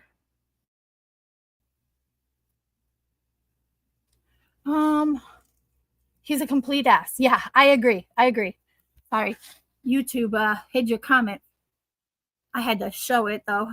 Okay, so let's see. We were there. Where did we start? Right there. So we are here. And this is the video. Now, I'll leave this up to you guys whether or not we view the video. If you guys want to view the video, we can view the video. It's a 6-minute video.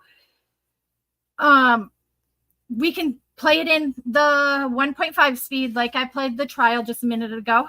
Because I think they do play it a little bit. You do get to see a little bit of it in the trial actually. But if we want to come back, we can just come back and watch this video. How's that? Thanks, YouTube. Yeah. Also, okay, so let me see. We'll just continue here with the mothers testifying. It's an apartment complex. Corey. Let me see. Brianna, how old are you? I'm 27. And what is your birth date? November 7th, 1996. And where do you live? East Brunswick. And whom do you live with? My boyfriend and daughter. And do you work? Yes. And what is your occupation? Data entry. Who is Corey Mitchell? My son. And when did you give birth to Corey? May 1st, 2014. And how old were you when you gave birth to Corey? 17. And what grade were you in when you gave Look birth to Corey? at his fear at the mother. And who is Corey's biological father? The defendant. Yeah, take this microphone, just lay it right in front of you, okay? Right in the middle of your floor is good. Let me turn the conversation. I want you to pretend like you're basically speaking all the way to the end of the jury box, all right? All the jurors need to hear you and see you. If they can't hear you down there, it's like you're not testifying, okay? So I know it's difficult. Please try to keep Good it call, Wyoming. So who is Corey's biological father? The defendant. And what's his name? Christopher Gregor. And how old were you when you first met Christopher Gregor? 16. And do you know what the defendant's birth date is? It's May 1992. Now, you're familiar with Christopher Gregor, correct? Yes. And you've known him for many years, right? Yes. And you see him located in the courtroom today? I do. And can you please point to him and tell us where he's seated and what he's wearing? He's sitting over there wearing a suit. Identifying Mr. Gregory, you are. So, no, thank you. Now, is your son Corey no longer with us? No. Well, yes. And can you tell the jury the day he passed? April 2nd, 2021. And how old was Corey when he passed? He was 6. And what types of things did your son Corey like to do as a 6-year-old?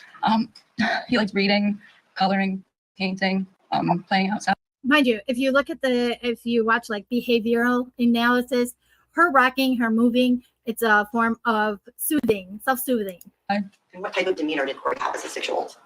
He was happy, silly, loving. Permission to approach the witness, Your Honor? Yes, sir. Okay, I'm now showing you what's been marked S1 for identification purposes. And do you recognize that? Yes. Okay, and is that a picture? Yes. And can you tell the jurors what that's a picture of? Well, that's a picture of Corey. And did you take that picture? Yes. So you're familiar with Yes. your son Corey, who's depicted in the picture? Yes. Your Honor, permission to publish S1? Any objections? None. Are you ready to evidence first? You can move it into evidence, yes. Move into evidence and publish. No objections to evidence? No, Your Honor. S1 evidence.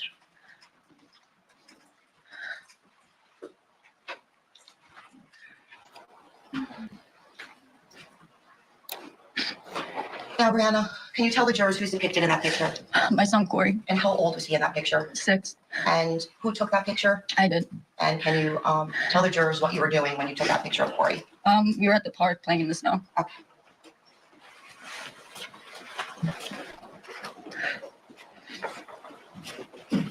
Now, Brianna, how old was Corey when the defendant entered his life? He was 5. And was there a paternity Just see test? how Yes. it is And back how to old the was Corey news. when it was determined that the Wait a defendant minute. was his biological father? Around 4. All right, Dave, you've distracted me. Now she's with her ex-fiance Ken Urker. Yeah, I know. I've heard that. I've kept up with for the most part that whole BS. She's she's something else. She's something else. I don't know. I mean, because everybody gets divorced because their partner's a food hoarder and it's a furnace when they sleep. Right? I mean, come on now. That D really was fire, huh? Literally.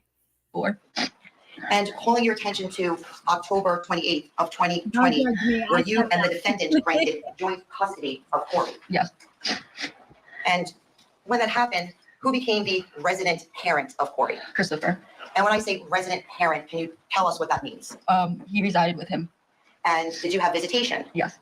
And was this ordered by the family court in Middlesex County? Yes. Your Honor, permission to approach the witness, counsel? Yes, please. That's the order. Yeah, sure.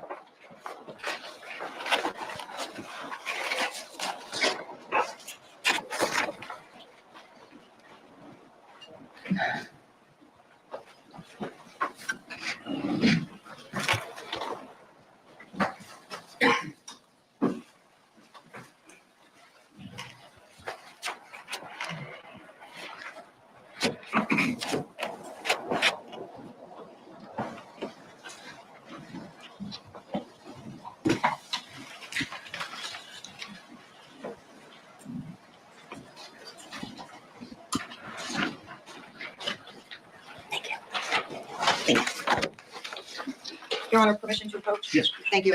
Well, I'm now going to show you what's been marked S2 for identification purposes. And can you tell the jury what that is? It's a court order. Okay, and where is it a court order from? Is it from the Family court. Okay, and on top of this order, is there a date present on S2 where it says filed? Yes, it's October 28th, 2020. Okay, and can you tell the jurors what the judge's name is on this order? Judge Silva. Okay, and going down into this order where it says it is on this 28th day of October 2020 ordered as follows, can you please read for the jurors what it says in number 1? Yes. It says the party shall attend court-sponsored mediation on the issues of parenting time and defendant Christopher Gregor's name change application. Said mediation will take. Okay. A rewrite. Okay. To inform those that are just coming in. This is the trial of Christopher Gregor versus New Jersey. He is being charged with the death of his 6-year-old child. And it involves ABUSE involving a treadmill. You haven't really missed much. We are still on the beginning of day 1. This is the mother testifying. And that's about it. We've learned basically that the defense's defense is it's the hospital's fault, it's the mother's fault, it's everybody's but the father's fault. But you know, that's for everybody to judge with what they want on their own. So this is actually the beginning of the mother's testifying. Place at a date and time to be set by the court's mediator. Okay, and continuing on, can you please read? The party shall share joint legal custody of the minor child, Corey, date of birth, May 1st, 2014. And this was brought to my attention by JL. Again, thank you, JL. And I figured, you know, everybody else is covering all these really big, well-covered cases. I took it upon myself to, well, with the help of JL, to cover this one as it's not out there yet. So, and I would, of course, be streaming at about this time at night. So, you know, it will give us some content and something to cover here. Pendente-like basis. Defendant Christopher Gregor shall continue to be the parent of primary residence, and defendant Brianna shall have unsupervised parent time as follows. Could you please continue? Alternating weekends beginning November 6, 2020 from Friday at 5:30 until Sunday at 6 p.m. Brianna shall pick up and drop off Corey at Christopher's home. Okay, can you continue on, Brianna? Wednesday evenings from 4:30 p.m. to 7:30 p.m. Brianna shall pick up and drop off Corey at Christopher's home. No one except Brianna and Rebecca shall be present in the home during Brianna's parenting time, and whoever has the child during a scheduled extracurricular activity shall train. Mystery, say hello to Anarchy. Anarchy is a longtime sub here from probably the beginning of my channel. She went MIA for a while, but she has returned tonight. And we are glad to have her back. Transport him to the activity, however the other parent may attend. Okay, and then going to number 3, does it talk about the parties blocking each other from the other cell phone? Yes. And then going to number 4, does it talk about the parties shall engage in co-parenting counseling? Yes. And then going to number 6, it talks about the parties being barred from making disparaging remarks, correct? Correct. And then it go on to give a holiday schedule for Thanksgiving and Christmas. Correct. And what does number 8 say, please? Brianna Mitchell shall have Skype calls or FaceTime calls with Corey on Tuesdays and Thursdays and Saturdays and Sundays during the weekends when Corey is with Christopher. Similarly, on the weekends that Corey is with Brianna, Christopher shall have Skype or FaceTime with Corey on Saturdays and Sundays. Neither party shall record these calls. Okay. And the caption of this order is, who is a plaintiff in the matter? My mom. Okay, and who is listed as the defendants in the order? Myself and Christopher.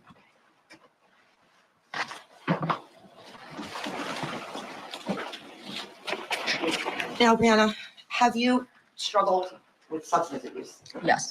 And have you specifically struggled with drugs? Yes. And can you please tell the jurors about this? Yes. In my early 20s, I struggled with drug abuse. When I was younger, I went through a lot, and I feel like I used the drugs to suppress my emotions. I didn't really have the coping skills that I do now. And like I said, I was just going through a lot, but I've been clean currently for a long time. And have you ever used drugs in front of your son, Corey? No. And can you tell us why you were granted custody of Corey in October of 2020? I went through a drug program, and I provided clean urines, and I just fought really hard because I hated living without my son. Now, calling your attention to September of 2020, where was Corey living? In Barnegat. Okay, and who was Corey living with? The defendant. And where did the defendant reside? In Barnegat. Okay. Atlantic Heights. Okay, when you say the Atlantic Heights, can you tell the jurors what that is? It's an apartment complex. And did the defendant move from his parents' home in Monroe Township to the apartment in Barnegat? Yes. And who else lived in the apartment in Barnegat with Corey and the defendant? Just them. Now, Rihanna, in October of 2020, can you tell the jurors where you were living? In Englishtown. And what type of home did you live in Englishtown? A townhome. And who lived in the townhome in Englishtown? Myself, my mother, my mother's boyfriend, and my sister. And can you describe for the jurors what the townhome looked like in Englishtown? It was 2 stories with a finished basement. And where was your room located in the house? In the basement. And can you tell the jurors how come you were living in your mother's home in October of 2020? I wasn't working at the time, so I couldn't afford it. And about how far away is Englishtown, New Jersey from Barnegat, New Jersey? About an hour. Now, in October of 2020, what grade was Corey in? He was in 1st grade. And what school did Corey attend? Cecil S. Collins. All right, still with us, West Coast trial lawyer Ron Zambrano. Ron, tell me what you think of this first witness. Tearful, she's lost her son. They're owning that she had drug issues. How do you think it's going? It's extremely powerful. She's obviously, compared to the picture that was on screen, she's clearly looking the part of a grieving money. Absolutely. And to see the look on the father's face as she testifies, it is so just unfathomable. You just don't even know what to think or say to it. He is like mean mugging like everybody in that courtroom. He strikes me as somebody that has lots of anger issues. And AMC channel is good to find police interrogations interviews if most trial cases. Well, we'll have to look into that after she did own it. Yeah, she did. Absolutely. She did. She owns her past behaviors, and she speaks further on it as she testifies, because of course, the defense is going to get up there and try to railroad her and make her out to be some, human devil in some ways that they can. And, but she totally owns her past and admits her fails, And what more can you ask? Clearly she's doing better now. I mean, you can see it within like even her looks. And also she lives at home, she said, with her boyfriend and her daughter, so she's clearly doing something right now. So boy's life. So, but then again, she has her own issues. But I think she's doing a good job of conveying, like, listen, I had my mistakes, but I was trying to do my best. And looks like it was her mom who is watching her. Fault when he's just sad and upset. But he's definitely, I think he just really believes that she's responsible for joining me this hour. Greatly appreciate it. Michael Ayala joining me next for more testimony from the victim's mom. We are skipping over the commentary. And we are Mystery. We're skipping over the commentary in Wyoming because, well, we're already 2 days basically behind. Once we finish with this stuff today, we'll probably, maybe, hopefully be about a day behind. I will have to, of course, shut this down here shortly, but we can pick this up and continue tomorrow. And I have all weekend long for us to catch up and get back on pace with things, you know, for them to start Monday fresh. So this is my weekend that I will be all alone, and we can, of course, stream this and catch all up. So we can spend the weekend catching up, and it will be available for replay for those that are, you know, keeping up with everything else out there going on, because I know there's a bunch of things going on, and a lot of times, you know, this isn't number one on the list. So in New Jersey this afternoon for our newest live trial, the treadmill abuse murder trial. Defendant Christopher Greger is charged with murder and endangering the welfare. Corey began having seizures, and just about an hour after arriving, Corey was pronounced dead. Well, now Greger is facing life in prison. Now, calling your attention to March 19th of 2021, did you have visitation of Corey that weekend? Yes. And can you tell the jurors, when did your visitation start with Corey that weekend? March 19th. Okay, and that would have been a Friday night? Friday. And where did you go to have your visitation with Corey on Friday the 19th? The defendant's home. And why did you go to the defendant's apartment on the 19th to visit Corey? The court order made it hard to go back to my house, and I just didn't want to fight with him. It was just easier than actually fighting with him. Okay, and when you're talking about the court order, She's are you already referring to the court alluding order to from October 28th of having 2020? a Yes. temper problem And are you specifically referring? an anger problem by, you know, saying, you know, it was just easier to stay at his house at night because she didn't want to deal with him being pissed off. So To subsection C, that no one except Brianna and Rebecca shall be present in the home during Brianna's parenting time. on the streets. Yeah. Tell me about that. I was hoping that So some people would. during that time frame, Brianna, was it common for you to go see Corey at the Also, defendant's- I figured, you know, I obviously will stream closer to nighttime if it's during the work week. So, and this is a case that nobody really heard of and knows about. You know what I mean? So it is what it is. I figured if it works, it works. We'll keep going with this type of stuff. If it doesn't, then it is what it is. Dave, I'm getting all your messages. Please know I'm not ignoring you. I am seeing them, but I will look into those after everything settles down here with this. I don't want you to feel like I'm ignoring you. I know I haven't physically opened them, but I see them. apartment. Yes. And you. calling your attention specifically to the 19th, You did sent you me sleep at lots the of defendant's links. apartment that night? Lots of Yes. links. And why did you stay at the defendant's apartment that night? The next day I had something to do with Corey early.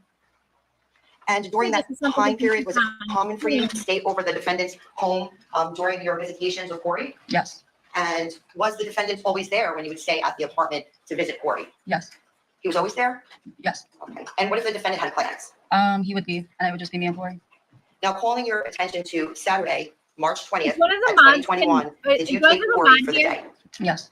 And You did you dropped the previously link to discuss the your videos plans in with chat. the defendant? The did. last video And in can chat. you tell I the think jurors this where one. you and Corey went? I took Corey to Pennsylvania to visit my dad for his birthday. And what part of Pennsylvania did you go to? Abington. And what did you and Corey and your dad do in Abington, Pennsylvania? We went mini golfing and we got ice cream. And about how far of a drive Thank you, Dave. would it be from Barnegat, New Jersey to Abington, Pennsylvania? About an hour and a half. And what time that day were you supposed to bring Corey back home from the visitation? Between 2 and 3. And when you were driving back to Barnegat, what were the traffic conditions that day? There was a lot of traffic. And what happened due to the traffic? I was late. And besides the traffic conditions, why were you also running late? Corey was enjoying himself, so I didn't want to just rip him away from that. And who did you tell that you were going to be late that day in bringing him back? The defendant. And did the defendant send you a text message on March 20th at approximately 3:04 p.m. about you being late. Yes. Your Honor, permission to approach. Yes.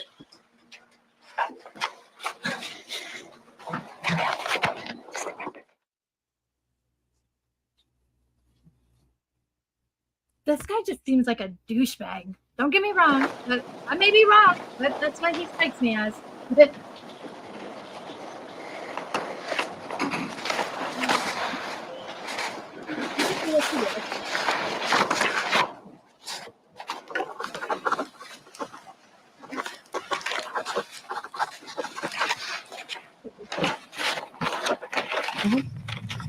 You know, Michael, so far she's really describing a typical one parent has custody, the other has visitation. A little unusual. She stayed there overnight when she had visits with Corey, but nothing standing out so far to me. No, I mean, the only thing that stands out is the fact that I guess he was a newer father at that time, right? Because he wasn't in the child's life earlier on. And there's always an adjustment period for a young person, especially a young man, when suddenly they find out that this is a situation. I actually had a friend who was in that situation, and it was a very difficult transition for him. So you can understand that things like that might set things off balance. And you can understand then why maybe she spent the night or had some time to go. Christopher did go live his life while she was safely with the child. Sure, It kind of sounds like that. All right, I understand. okay. I want to take that down. I keep clicking on that tab thinking that I'm clicking on the right thing and I'm not. Bookmarked this case. Yay! Got you interested, huh? I'm glad I could do that. Yes, feel free if you want to go and you want to catch up. If everybody that's watching wants to go and catch up, and then, you know, we can always start tomorrow night after the stream of tomorrow's. We can start up tomorrow. It's up to you guys. We can always start where we left off. That way we can keep everybody up to date, which is, it's whatever. But if you want to watch ahead, that's fine. If you want to just come in and then you can chat about everything tomorrow that you watch, that's perfectly fine. Let me see. I believe her, but what do I know? Poor Corey. Yeah, I know. So sad. It is so sad. Steph, I sent you a few that need cover that never had coverage. Okay. Yeah, absolutely. I will absolutely look into it more. It's all written all over her. I truly believe her. Yeah, I agree. I do too. I don't think she really has any reason to lie, you know, especially when she starts testifying again about her DRUGS history and all of that. It is what it is, but yeah, I will check into it and give you thoughts. Yeah, absolutely. You're more than welcome. And you can come back and watch with us also. Oop, oop, oop. Wait, guys, where did I jump from? Where did you and Corey sleep at night? We slept in my bed. In Pennsylvania. A little unusual. She stayed there overnight when she had Christopher. In your cell phone? Yes. Those. I do. And can you tell the jurors what those are? They're a text message. Okay. For identification purposes. And do you recognize those? I do. Awesome. And can you tell the jurors what those are? There are text messages between me and the defendant. And you're familiar with those text messages? Yes. And are those text messages that were located in your cell phone? Yes. Okay. Now, during the course of this investigation, did you provide your cellular phone to the Ocean County Prosecutor's Office? Yes. And when did you provide your cell phone to the Ocean County Prosecutor's Office? The day Corey passed. And you provided your cell phone to Detective. Sorry for the quick pause, but to me, to go along with what Anarchy saying, that she believes her and doesn't think that she has no. Listen, this woman was even willing to hand over her phone. Here, take it. Take whatever you want out of it. I don't know what you're gonna find in there, anything of relevance, but here, take it. I mean, she was more than willing to hand over her phone and everything. Most people guilty of doing something or knows that there's going to be something found in their cellular devices or, you know, computers and anything along that line, they're not just going to willingly hand over their device. Detective Mitchell. Correct. And by doing this, you voluntarily agreed that the prosecutor's office would search your phone. We got about a. So calling your attention now to 15 more minutes that we can S5 in stream, particular, guys. About 15 at approximately 3:04, what did the defendant text you in regard to you dropping off Corey on March 20th, 21 at approximately 3:04?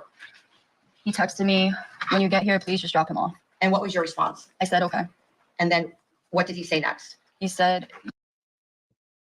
What did the defendant say next? That He said this was Friday, me. however long My wait you are is how long after 14 4:30 you can come. Can you continue, please? What did he say next? FYI, this is beyond pissing me off now. I will replay that because I What did spoke the defendant while say she was next? reading. He said this Friday, however long wait you are is how long after 4:30 you can come. Can you continue, please?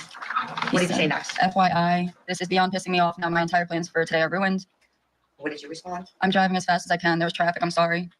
He said, I don't care. Whenever you get here, we will take the difference in time from 2 o'clock until then. And that is how long we will add on to 4:30 for when you come on Friday now. And then What did tell us. you? Yes. He said, I'm at the clubhouse gym. Just drop him off here. I said, okay. And then again, I said, he can't get in. And then I said, I apologize for being so late. And I mean, I'm not saying this because I want you to change your mind about Friday.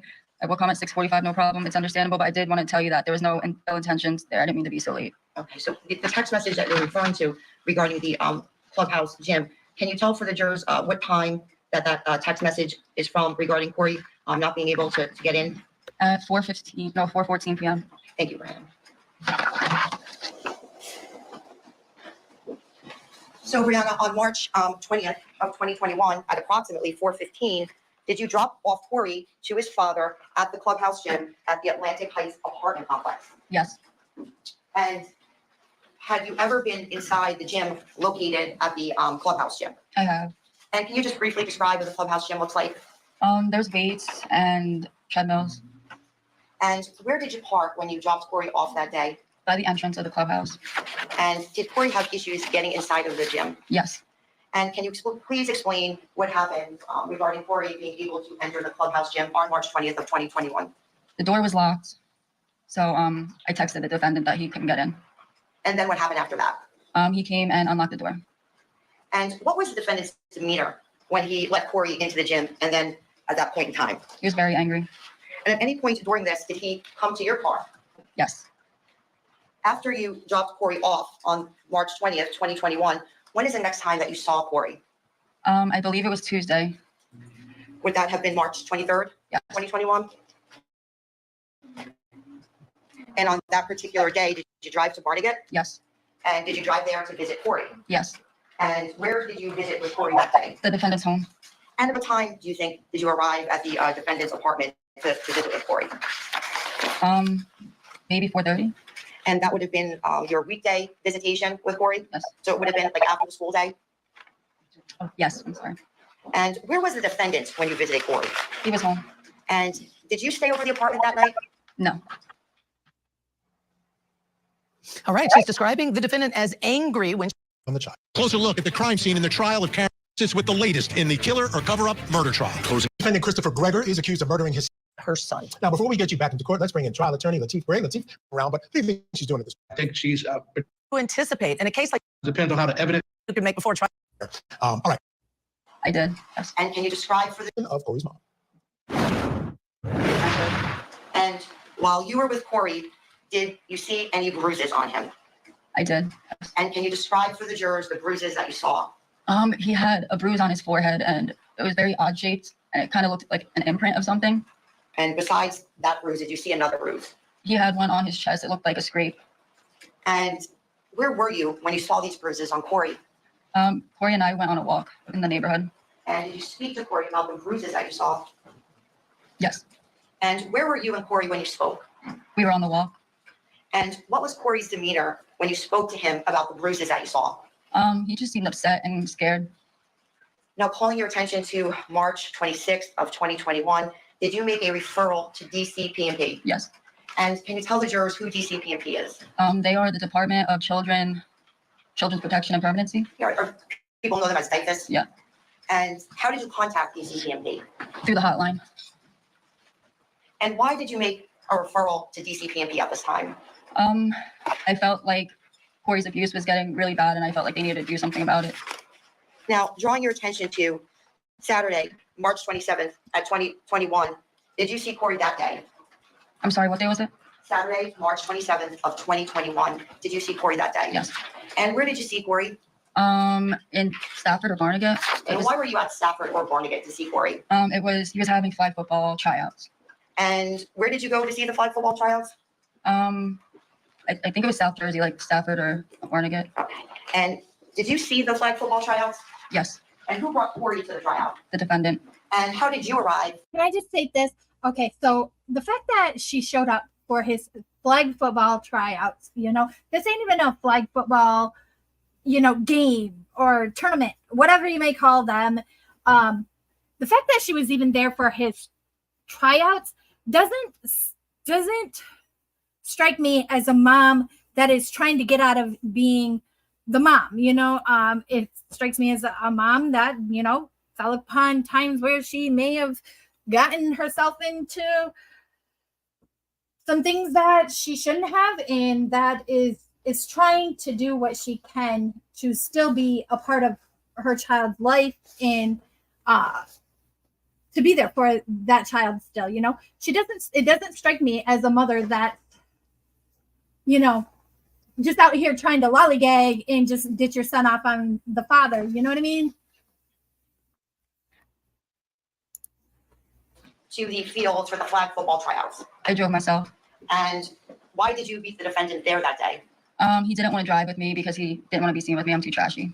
And what type of contact was allowed He did not want to be seen with her. first She's grade too trashy. flag football? It's no contact. What, if any, injuries did Corey sustain at the flag football tryout? None. After the flag football tryout, did you take Corey back to your house in Manalapan for visitation? I did. And where did you take Corey to? My house. And did you have a conversation with the defendant at the tryout about bringing Corey back to your home for visitation? Yes. And can you tell the jurors what the defendant said in regard to you bringing Corey back to your home? He told me just to take him for the weekend. And were you expecting that you were going to be able to take Corey home from tryouts? No. And that occurred during the tryout? Yes. Now, in regard to the court-ordered visitation schedule, did you and the defendant always follow what is specifically said in the court order? No.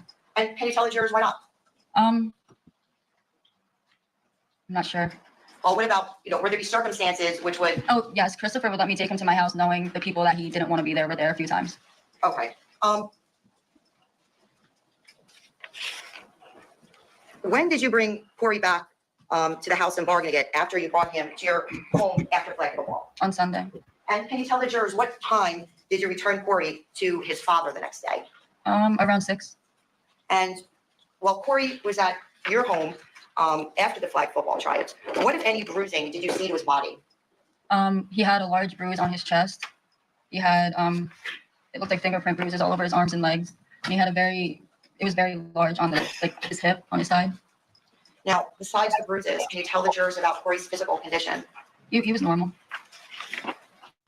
Now, during your visitation with Corey at your home in Manalapan, was Corey exposed to anyone with COVID? No. And had anyone in your family attended a funeral? No. Had anyone in your family attended a mass gathering? No. At that time, what did you learn about Corey being out of school? The defendant took him out of school for an apparent or exposed to COVID. Did you confront the defendant about this? Yes. All right, we're going to step aside here and take a break. When we come back, the judge is going to be faced with an issue regarding evidence and whether she's going to allow it in front of this jury. We'll have that on the other side. Keep it here on Court TV.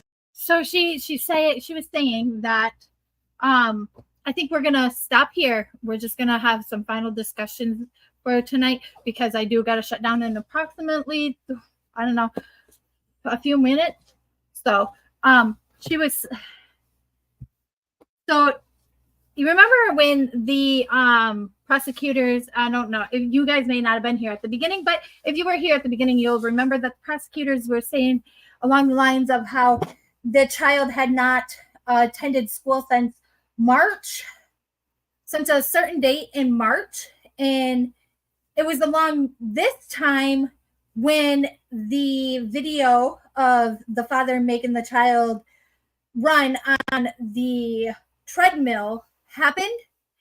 And he was pulled from the school, according to what the father told the school, because he was exposed to COVID videos. If you get what I'm saying. Now, the mother saying nobody in her family was exposed or went to any big gatherings during this time. The father, you know, my guess is he probably didn't either. As you would think that if there was even a death in the father's family, you know, and the child being exposed to that, at least the mother would have been told, yo, he was exposed. Just be careful, watch for symptoms, whatever it may be. That was never said to the mother, and the mother's testifying that none of that took place with her family, and there would be no reason as to why that child wasn't in school, but the father pulled him from school. So unless you're worried, as a parent, I mean, I myself, I mean, I can't even imagine even having to pull my child from school because of bruises that may have been caused by nefarious actions. Never. But I mean, a lot of parents do. I mean, there's a lot of parents that pull kids and homeschool them because of the ABUSE taking place in the home late anymore. I mean, I've never heard of so much of kids being homeschooled, ever. But, you also have, the whole CIV or COVID pandemic that took place in illnesses being spread that could factor into a lot of parents nowadays. But before all of this, you just think about it, the shutdown happened around the time that all this was taking place. If I remember, I believe it was March, April of 2020 that we were shut down. I think that's when all shutdowns happened in the United States, when everything was shut down, told to stay home, not to leave home, live off of whatever you have available in your home, basically. So it was around this time when all of that was taking place. So I guess it's when it comes to cases that are being tried that took place during this whole time period, I'm hoping that the juries that are picked to sit on these bench on these trials and to judge or do their thing on these trials. I hope that they are remembering what was also going on at this time period, and the state of the economy, the state of people, and the things happening in society around them. Because honestly, there's so many families that after the pandemic and everybody was free to go out of their homes, there's families that were broken up because, people couldn't handle being tuckered in and bunkered down, with their stuff after so much of it. Some families, they experienced, a fallout, and parents were divorcing and stuff afterwards because, being stuck in a, four walls, so to say, with the same people, it can get a little frustrating and a little, annoying, aggravating, depending on what's going on. A lot of families had a fallout after that, So I hope they are taking into thoughts about the state and the happenings around people for that time period. I'm going to read a few comments. Some homeschool, but via online courses for schools. True, very true.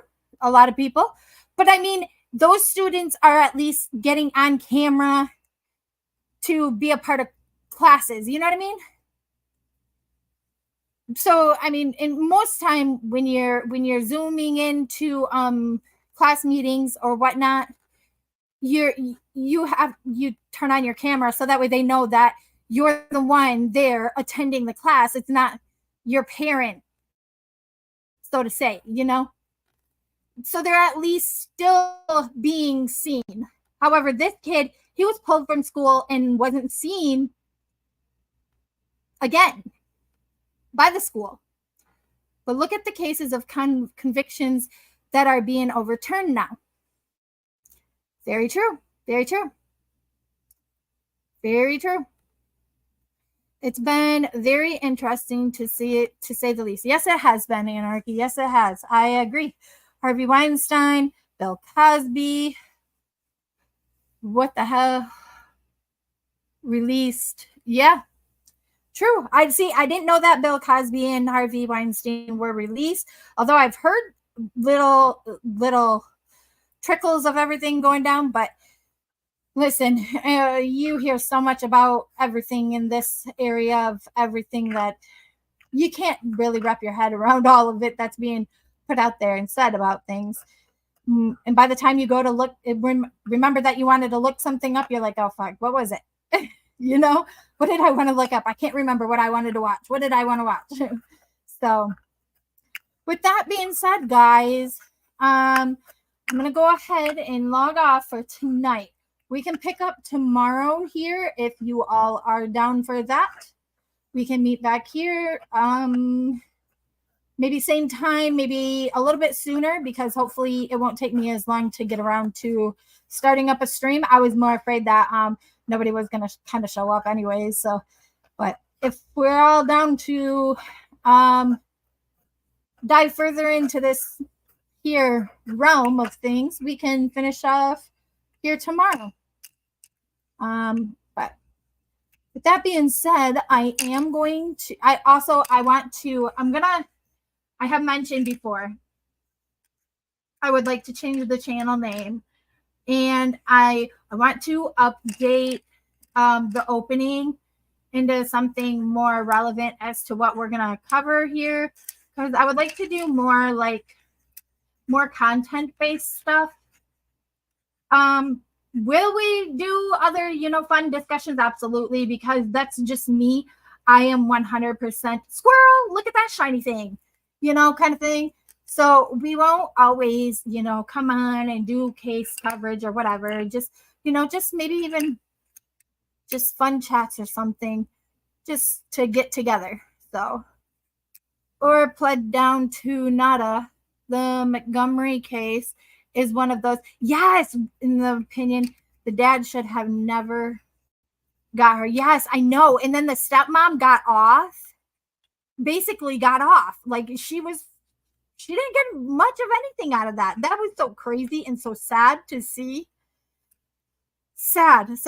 Thank you, Mystery. Thank you. But yeah, so we're going to go ahead and we're going to play our exit for now, because we are going to have to update it in some way, shape, or form. I will get on, maybe someday I will make time to work on that. But you all have a wonderful night, and remember, we gotta come up with I'll just drop the whole, if it's not a shit show, it's not my show part, but we'll just stick with the stay loyal, stay true, stay you.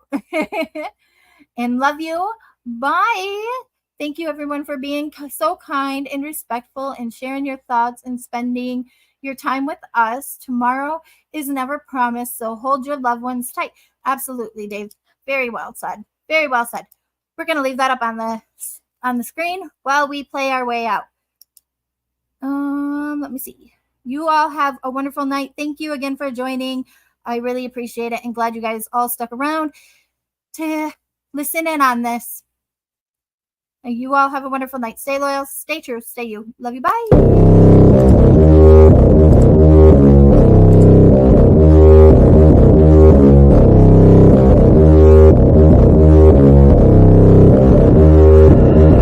I don't listen to the haters, man, I treat them like the enemy. Had a couple traitors, man, but now they know the penalty. I tell them, see you later, fam, I do not need this jealousy. I got no time for failure, man, I wanna leave a legacy. I walk in and I'm sold out, pop up for the whole crowd. I got this, I roll out, I promise, have no doubt. I'm all in, here I go now, call in, you fall out. Take hot dicks, the pros down, they novice when I throw down.